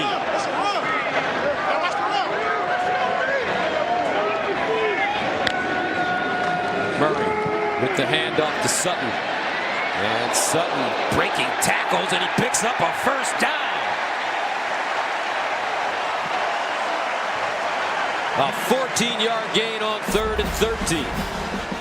Darius Pickett came up and just drilled the wide receiver who was trying to block. That's right there. 83 was trying to get a block. That Nick Basquin former walk-on senior, but Pickett did not attack the ball carrier. And that's what allowed Sutton to wiggle by for the first. First down at the 36 for Kyler Murray. He knows how to keep everybody's hands full. Murray, bad snap. Winds up. Intercepted. Darnay Holmes camped under it. And Kyler Murray didn't put enough air under that football, and UCLA forces the turnover. It was a good route, but the ball was just in the wrong spot. Hollywood takes the inside route. When you've got his speed, you tell him, hey, either inside or out. Doesn't matter, and I'll adjust as a quarterback. But Murray did not adjust and threw that ball on the outside. That ball, Gus, has got to lead him towards the inside of the field and deep. Severely underthrown, but a nice play by Darnay Holmes. I would say the second best player on the UCLA defense, along with Jalen Phillips. Started as true freshman a year ago and makes a big play there. So the Bruins will take over, first down to 10 at their own 25. And here's a handoff straight ahead, not a lot of room, and the Bruins will be lucky to get back to the line of scrimmage. Good play there from Trey Brown from his corner spot, crashed all the way in on the inside, was able to get to the ball carrier before he got going. Second and 10 at the 25-yard line. Thompson Robinson off his back foot this time, and he throws the strike to Caleb Wilson. That was a well-thrown pass. And he had pressure in his face. Amani Bledsoe, the defensive lineman, number 72, was right in his face. Wilson ran a great route on the outside. And that was the best ball that Dorian Thompson Robinson has thrown today. Right on the money and on time. Excellent job. Gain of 28. First and 10. Now it's Marcel Irby who comes in at running back. Kelly, Ola run for me. Casimir Allen have all gotten carries. Now Irby gets a shot. Caleb Wilson, I've known him since he was in elementary. His dad was a defensive line coach at Colorado when I played there. Now he's a D-line coach for Philadelphia. So because they played on Thursday, he gets to come back. Chris Wilson played here at Oklahoma, is in the stands, getting to watch his son here live. Very cool. Tell you what, his Eagles look good as Irby looking good, puts up the first down. And our Jenny Taft had a chance to talk to Dad. Well, about 30 family and friends are here cheering on Caleb. And, you know, earlier this week, Caleb told me, my dad's my best friend. I mean, this is so special for me to have him here, not only cheering me on, but watching me. But something Chris made clear to us, guys, this is the one and only day he is rooting against the Sooners. That's right. He recorded 303 tackles in a 4-year career at Oklahoma and was a 2-time All-American and 2-time team captain. Chris Wilson. And I loved playing for Chris when he was on our coaching staff. And what I loved more was that Caleb would come out, Gus, almost every day as just a kid, right? I mean, he's just in elementary. And he would run with a football, a regular-sized football, and he'd run up to me and he'd be like, hey, could we play catch? Every day, man, I would throw this kid hundreds of footballs when he was little. He had great hands then. I'm telling you, he had better hands than our wide receivers. Second down and 8. That one thrown behind the intended receiver, Babico. So you know what that means. You're an old man now. I know. I know. Oh, man, we got one of the head coaches. They're going to start calling you than me. Mr. Clack. Sir. Oh, my goodness. Third down and 8 at the 33. Just as long as I'm better looking than you. Oh, well, many are called, brother. You are chosen. Thompson Robinson in trouble and sacked. Trey Norwood, the sophomore from Fort Smith, Arkansas. Nicely done. We got a flag here on the play. It was thrown deep in the defensive backfield on the 20-yard line on the near side.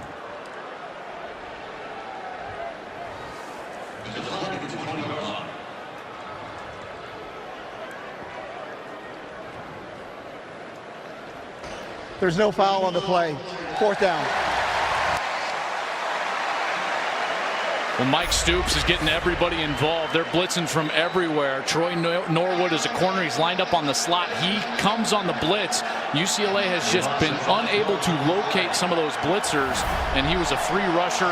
Mike Stoops doing a great job dialing up that pressure. So 4th down and 13. The Bruins going for it.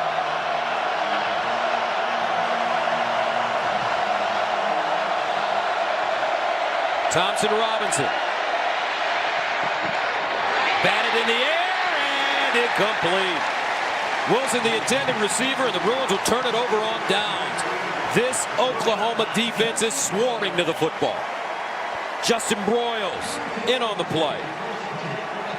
And the thing about it, Joel, is they're young. Yes. They're so young, especially in the secondary. Broyles just a redshirt freshman. Trey Norwood a sophomore. Parnell Motley just a junior. Trey Brown a sophomore. I mean, the only senior back there is safety Khalil Houghton. They're fast and they're athletic. You got Buki back there. He's a 5-star true freshman. One of the best players coming out of high school, certainly in the country. That's an automatic first OU's down. defense. The previous play is under further review. As they take a look at the review, OU's young defense has got some talent. They made impact in week 1. 35 of the 74 tackles were made by freshmen or sophomores from the last 2 recruiting classes. They have awarded UCLA here a first down, and I'm not sure why. There was a late flag, and I believe they're going to call a targeting.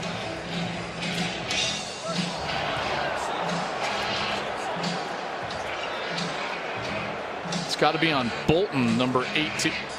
Yeah, 18 Bolton. They'll obviously review this. Dorian Thompson-Robinson looks like he was shaken up as he went to the UCLA sideline. Yeah, but just because the quarterback's shaken up doesn't make it a foul, right? Like, I don't see the indicators here. I don't see the launch. I see him going towards the chest. I don't see the forcible contact against the opponent with the crown of the helmet, and I don't see the forcible contact in the head or neck area. Well, on the replay, Joel, I got to tell you that it looked like Thompson Robinson's head really snapped backwards. Right, but that can happen if you get hit high on the chest. You know, if your feet are off the ground, then I just think that you trust me, you get hit in the chest. And Dean Blandino, our rules analyst, is with us in Los Angeles. And Dean, just because his head moves doesn't mean he was hit in the head. It looked to me like Bolton hit him in the chest. That's correct, Joel. A lot of times when the contact is in that upper chest area, the head will come forward first versus contact to the head, which forces it to go back. This is close. I kind of am looking for an indicator. I don't see one. His head looked like it was up. It is high. I don't know if we have enough to change it, but it's one of those where it is a player safety issue, and they are going to lean towards safety when it comes to these close plays. And the other factor that I would hope that they look at is the fact that 42 Mark Jackson also hit Dorian Thompson-Robinson, which changed the strike zone and Bolton has no control over that. You know, it's almost like his head was brought to Bolton, even though I don't feel like Bolton hit him in the head. Better look right here. I think that's a good point, but when you're looking at these plays, you really can't take that into consideration. It's what does the player delivering the blow, what does he do? Well, we'll see. Dean, it could go either way here. After review, there's no foul for targeting. It will be first down, Oklahoma. All right, thank you very much, Dean. I think that was a good removal of the foul. I really do. And I know Chip's going to be upset with that, but again, there were no indicators for targeting. He did not launch. It wasn't crown of the helmet, and it wasn't forcible head or neck area. So, candidly, I think that was a good removal of the penalty. So the Oklahoma offense comes back on the field, leading 35-7, under a minute to play here in the third quarter. First down at their own 38. Marcellus Sutton, back-to-back touchdowns, week 1 and week 2. They give it to him running right as he turns the corner and slices his way forward, crossing the 40. Love these stories. Guys like Sutton had to go to junior college. Lackawanna, like you mentioned earlier, Gus, and now getting his shot. And listen, we saw this, like I said, a year ago, where Rodney Anderson wasn't really a factor until the last 8 games. So we don't even know, which back could potentially be the featured back by the end of the year for Oklahoma. That's a deep stable of backs. Also, they've got Pledger, a true freshman who's a very talented kid who could get some run here in the coming weeks. Got some run last week. 2nd and 5 of the 43. Second jitterbugging, and he's caught behind the line of scrimmage. And that could take us to the end of the 3rd quarter. Isabor with the tackle for UCLA, and that is the end of the 3rd. 35-7. Sooners dominating against the UCLA Bruins. Back.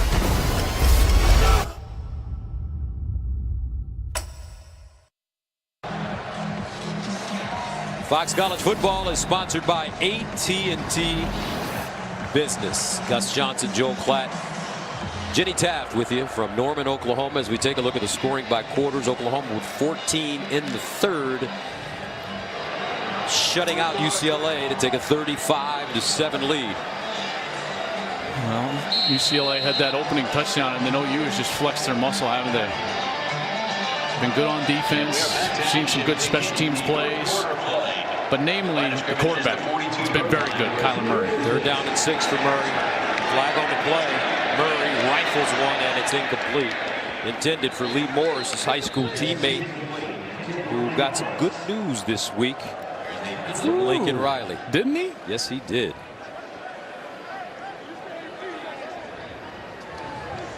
Offside. Number 92 defense. 5-yard penalty. So 1st down. Individually probably had the biggest impact on the game of anybody. The catch and run, I mean, it was such a competitive catch to begin with, and then the run after CD had a great block. That was awesome. Not his first time around here to show up and make some big plays in a big game for us. You're going to have to give him a scholarship at some point? Yeah, I am going to have to. I'm going to not have to. I'm going to get to at some point. Hey, if you guys, and I'm serious about this, make sure everybody's honest, okay? If you guys have to go out to dinner tonight, take Lee Morris, he's buying because scholarship. That's right, Lee Morris got a scholarship walk-on. His father was a walk-on at OU. Now Lee Morris walks on, gets a scholarship. That's saving his family $43,000 a year. I love it. I love it. I think it's my favorite thing about college football is, and we see these videos out all the time now, and like how the coaches are doing it.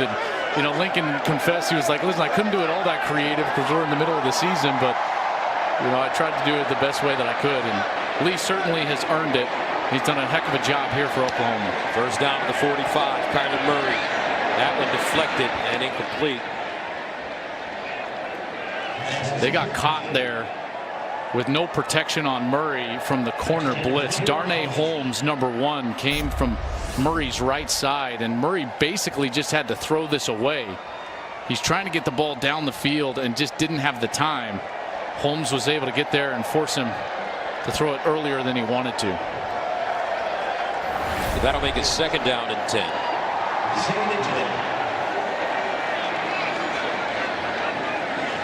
Marcellus Sutton in the backfield.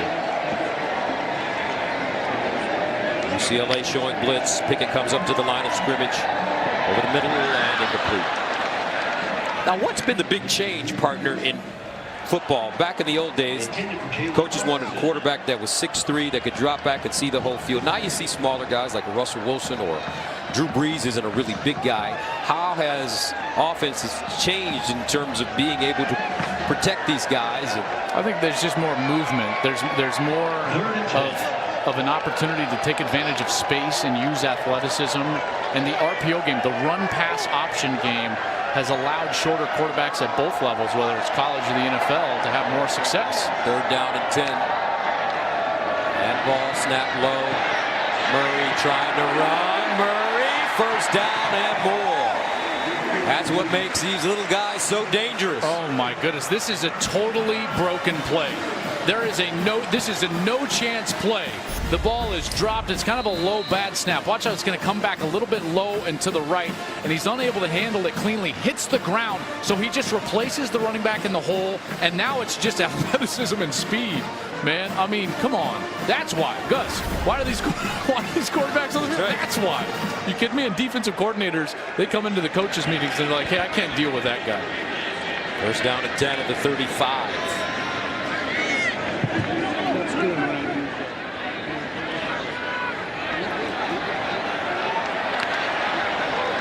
Murray.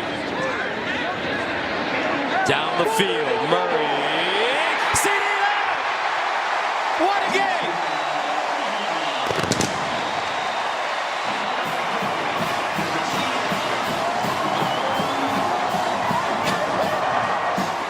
CD Lamb balling out. I mean, this is the second time today that there's just been a Jimmy's and Joe's throw. My Jimmys are better than your Joe's.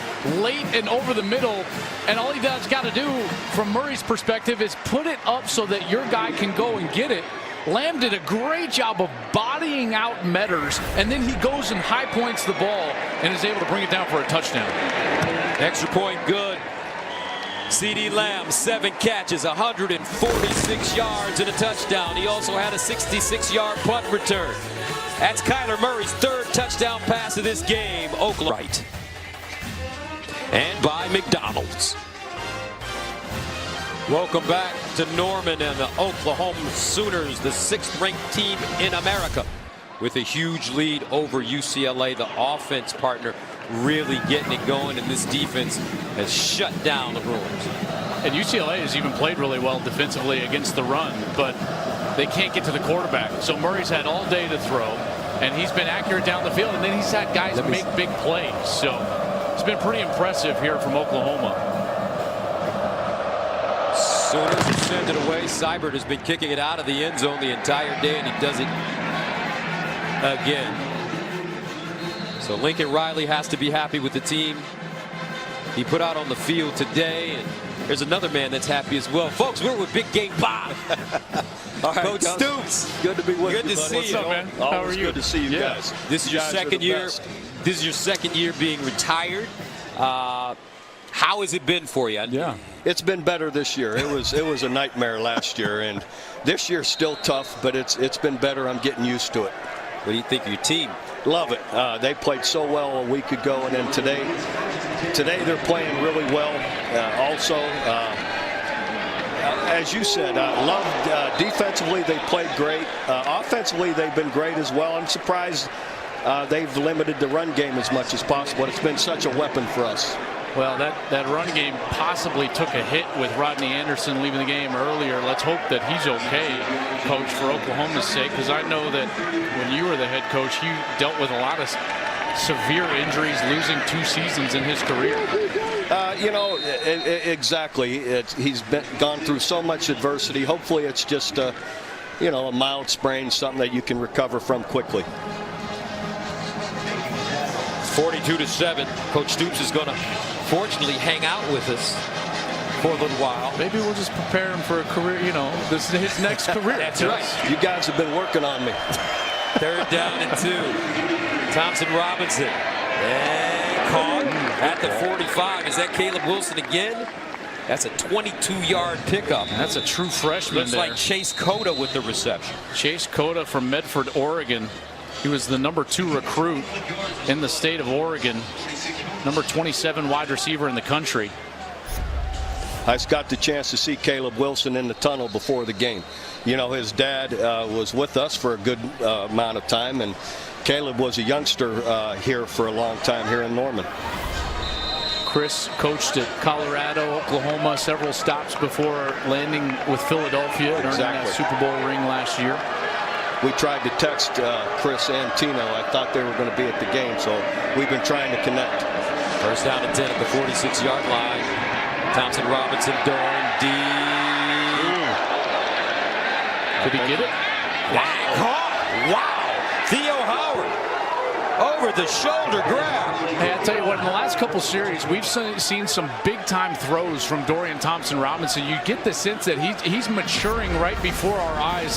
One down the sidelines to Caleb Wilson's a few series ago. Now this one, that one is a perfectly thrown ball. Coach, the defense has got no chance when a ball is thrown that well. That's a great throw and catch. You know, Trey Brown's right there as well as, you know, position. As good a position as he can be in, and they make it. It's a great play. First down and goal at the 1. Only run for me, and he's denied.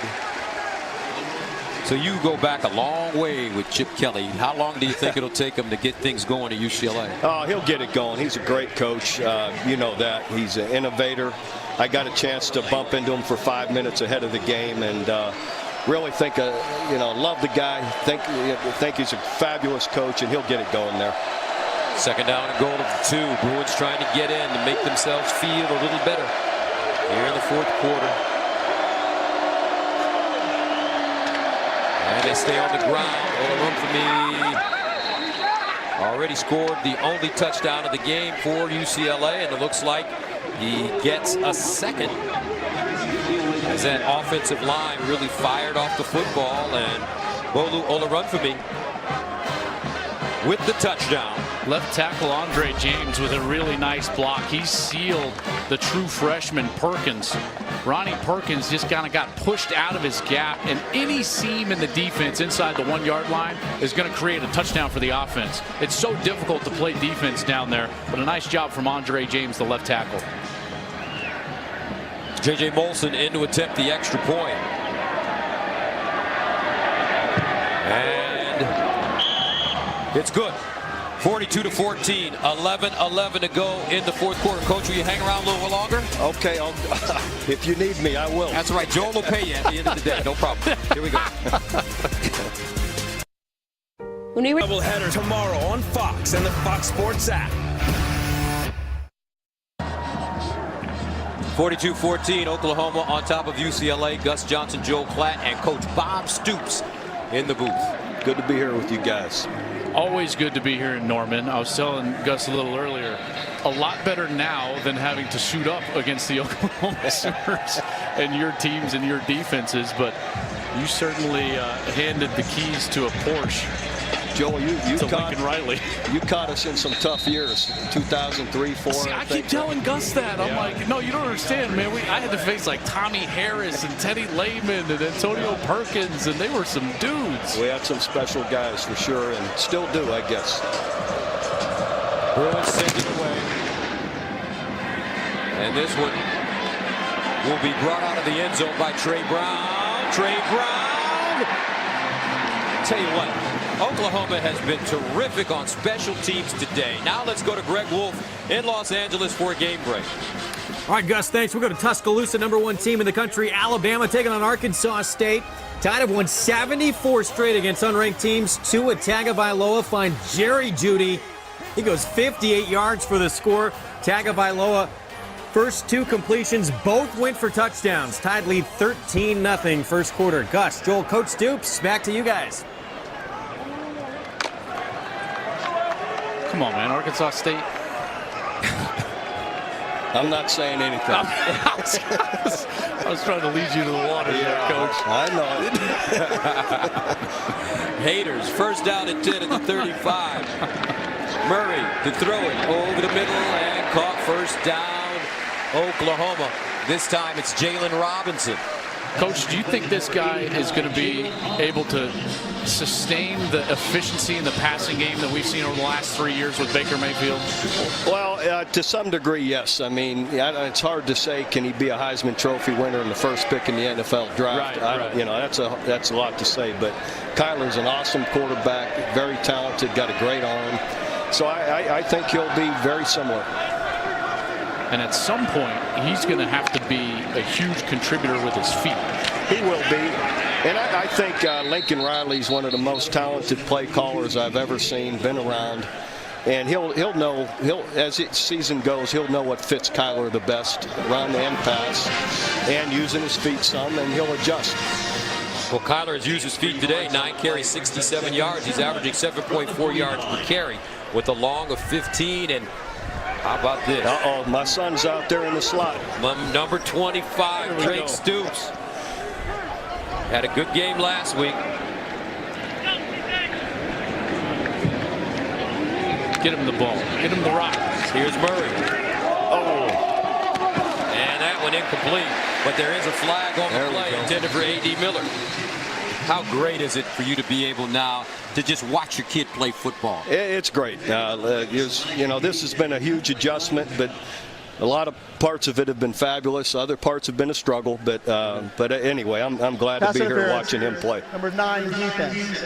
15-yard penalty from the previous spot. Do you go home when he comes home? Do you critique his games? Do you call him up as the former head football coach and tell him what he needs to do? Listen, he thinks I've taught math my whole life. He doesn't think I know a thing. That's great. As well it should be. First down and 10 at the 36. I think what's interesting from a lot of our perspectives, Coach, and I'd love to get your thoughts on why did you step away? Well, there's, you know, as much as anything to own my own time, to do what I wanted to do, and you never know what's promised you in life, and it was just time for me. First down at the 36, Pledger. Running the football. I remember meeting you for the first time in Gainesville, Florida, when you first got the job as the defensive coordinator for Coach Spurrier and the Gators. And back then, you know, I look at Hollywood Brown and I say, boy, I tell you, Danny Werfel would love to throw to Reedell Anthony, Ike Hilliard, Jacquez Green, and a Hollywood Brown type. I bet you they caused you fits when you were their defensive coach. Scrimmages and practice, it was a nightmare. They go up and down the field on me, so it was always difficult. And they had Fred Taylor in the backfield to hand it to. He was pretty good as well. Yeah, you think? Second down and 5 at the 31.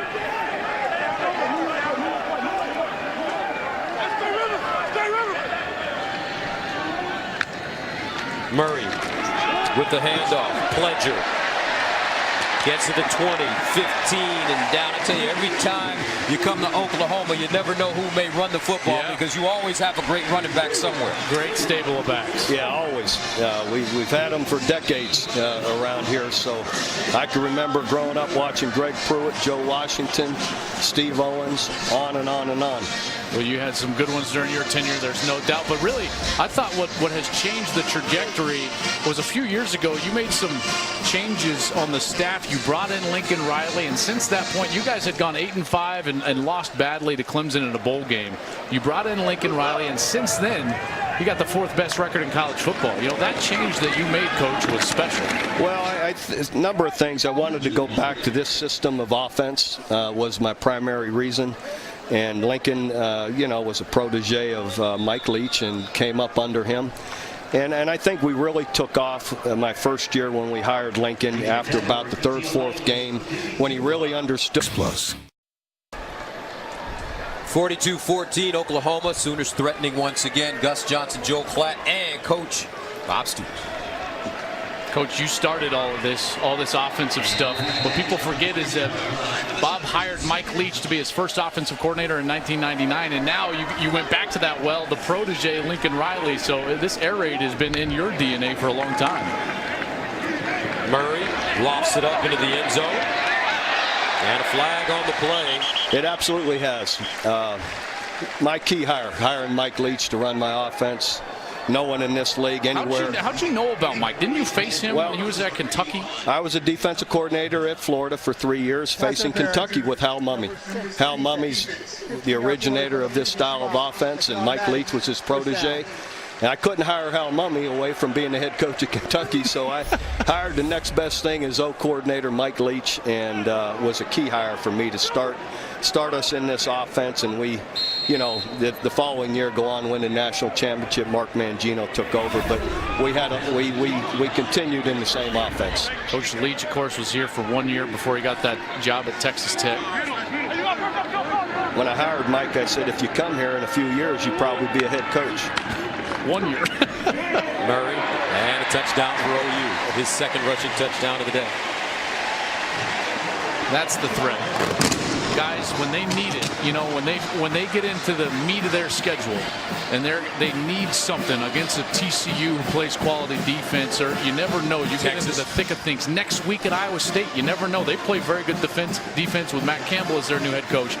that's going to be, I think, the difference for Oklahoma is Kyler's feet, Coach. Because you know, as a defensive coach, when a quarterback can run, man, it changes all bets everything. are off. There's no question.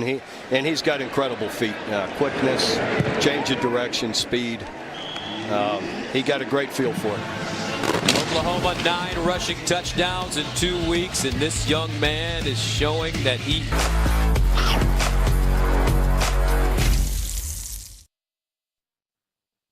Fox College Football is presented by AT&T Business, providing edge-to-edge intelligence.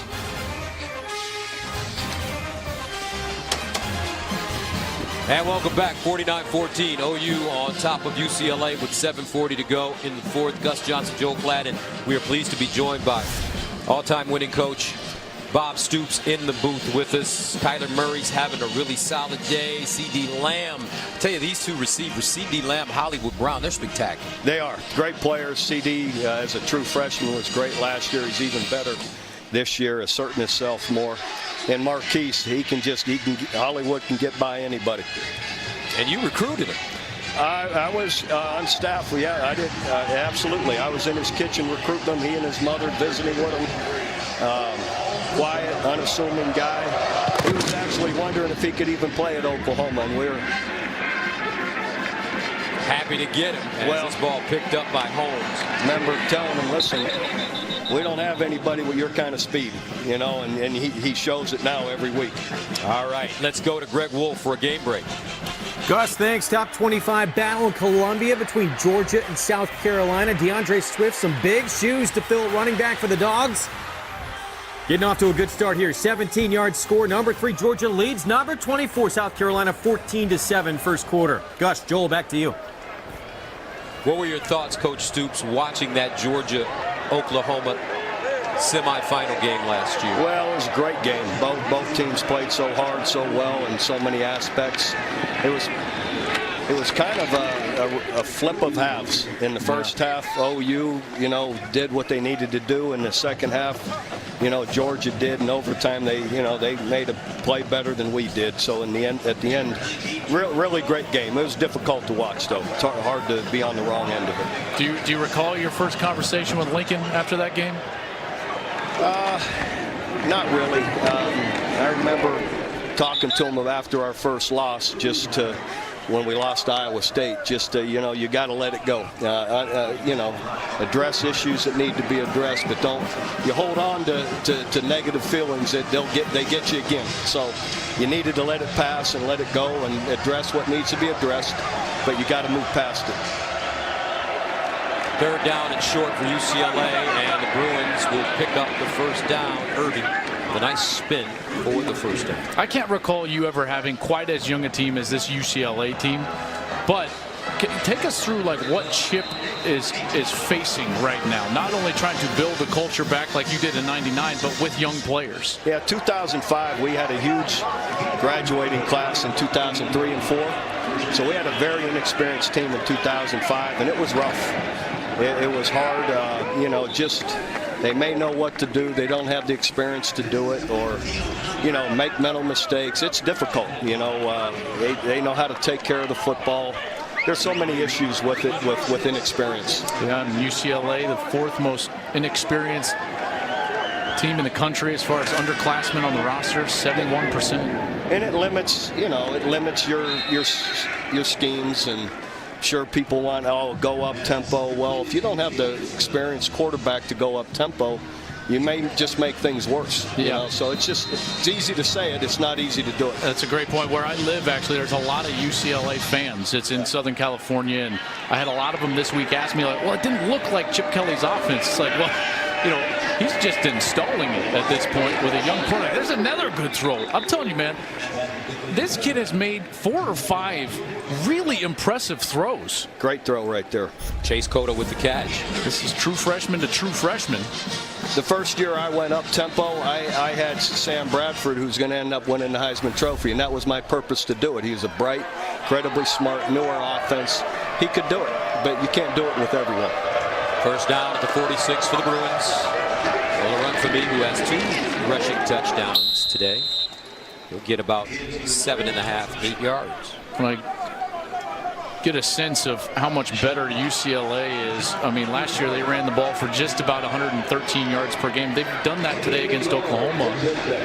And defensively, as they push forward, looks like for a first down, they were last in the country stopping the run. They were giving up almost 290 yards a game on the ground, and today against one of the best rushing teams in America, they've only given up 159 yards on the ground. So I'm saying that for the UCLA fans. Hey, there is tangible growth even in these 2 losses. Absolutely. Listen, we can really run the football. And another good throw by Thompson Robinson. And this time it's caught by Babico. Coach, I guess I know you want to get back to your family and watch your kid play, but a $1 million question is, you're still a very, very young man. You got a birthday coming up next week. We're not going to tell your age. But is coaching out of the question for you? Are you done, or you still got that itch? Well, I feel I'm done. You know, at the end of the day, I would never have walked away without a lot of soul searching if this is what I wanted to continue to do. So you never know God's plan for you, but I'll wait and see what he got in store for me. You know, I heard something today that my partner is going to go coach at Colorado, so there may be a spot open next year with me. So that'll be fun. Hold on. I'm not ready for that type of stress. I'm not ready for that type of stress. Coach Stoops, thank you very much for joining us. And good luck this season watching your son play football. Thank you, Gus. Gus, Joel, you guys are always great to be with. I appreciate you. Love it. You're always the best. You're Thank the you. A-team. That's right. Amen. Right, 49-14. Oklahoma 4:14 to go. Lincoln Riley. I guess all the Oklahoma coaches growing his beard now. Coach Stoops has got his beard going. And it's the deal, right? 4 minutes of play. Now I know what was really happening. You see who was at the door? His boss. His boss. Exactly. Miss Stoops. They throw this one in the corner, incomplete. Carroll was saying, okay, we're done. We're done. And he looked at us and said, it's time for me to go. But if you're an Oklahoma fan, you're really happy your team producing some solid play. You know, there were some mistakes. Sure. As there always are mistakes in games. But let me tell you all in all, what you want, though, to your point, when there are mistakes and coachable moments, you're still winning 49-14. 4th down and 6 for UCLA. They're going for it. Thompson Robinson in the end zone and touchdown. Nicely done as he puts that one on the money, and UCLA scores their 3rd touchdown of the game. And for 3 straight series, I've seen growth, and that one to Michael Ezeki, a true freshman from Rancho Cucamonga, California. See a lot of true freshmen. Chase Cota caught a couple of big passes. Now 21, Michael Ezeki. He's 6'5", 215. You can see the specimen he is. Again, UCLA fans, this will turn around. It's his first career touchdown pass. Well done, Dorian Thompson-Robinson. That's good stuff, man. Congratulations. Something to build on for the Bruins. They'll take on Fresno State next week at home. 3:44 to go in the 4th quarter. 49-21. Back to Norman after this. When you have pain, you want relief fast. Only new Thermacare Ultra Pain Relieving Cream has 4 active ingredients to fight pain 4 different ways. Get relief fast with new Thermacare Ultra Pain Relieving Cream.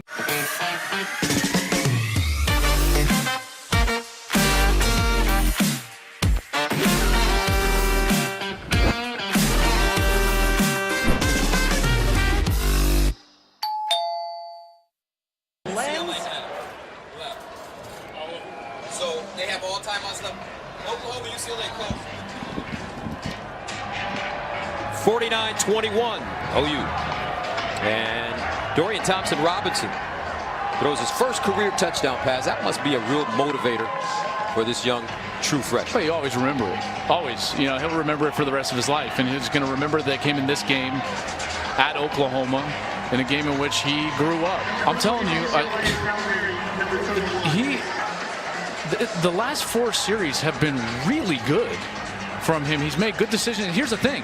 They have not protected the passer at all. So he's been doing this in the fire. Guys all over him, in his face, making good, clean throws down the field. No interceptions against a defense that was very aggressive. So I'm impressed. I'm very impressed. I cannot say this enough. The future is really bright at UCLA, while the present is awful bright here at Oklahoma. Oklahoma has shown me now in back-to-back weeks they are a playoff contender. There's no doubt in my mind. And this one down in the end zone. Let's check in with Greg Wolf for an update. Off as Scott Frost makes his head coaching debut for Nebraska. Highly touted true freshman quarterback. Look at Adrian Martinez go 41 yards for the score. Colorado still leads 14-7 second quarter. Gus, Joel, back to you. All right, thank you very much. And your alma mater, though, leading on the roll, Joel. Yeah, Greg, where were those two highlights?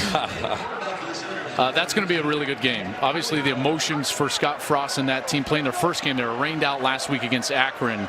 But Colorado is quietly very good and has some really talented skill position players. Tanner Mordecai is checked in at quarterback. That's because Austin Kendall injured his knee last week against Florida Atlantic and is not available today. Time now for the exception-shattering drive of the game, sponsored by Buick. Well, for me, the expectation-shattering drive of the game was just a 3-play drive. All of a sudden, OU was behind the chains. 3rd and 14, Gus. And then all of a sudden, Hollywood. Lights, camera, action. It was 7-7 at the time, and that set the tone for the rest of the day. It set the tone for the special teams, the defense, the offense the rest of the day. And that was really the game changer for OU in this one. Now they run it with pleasure. So Tanner Mordecai in at quarterback, 6'2", 206 freshman from Waco, Texas.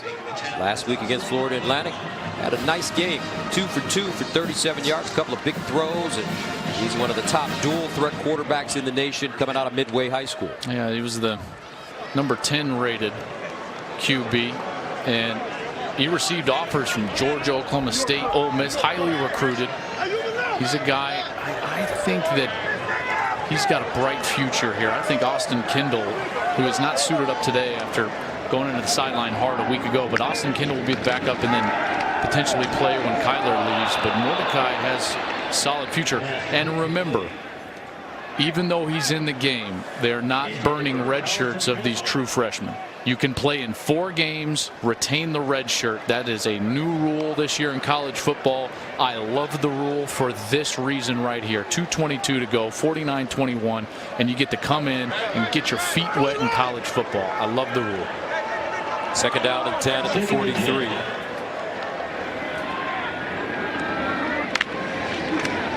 Mordecai handing it off. Pleasure again.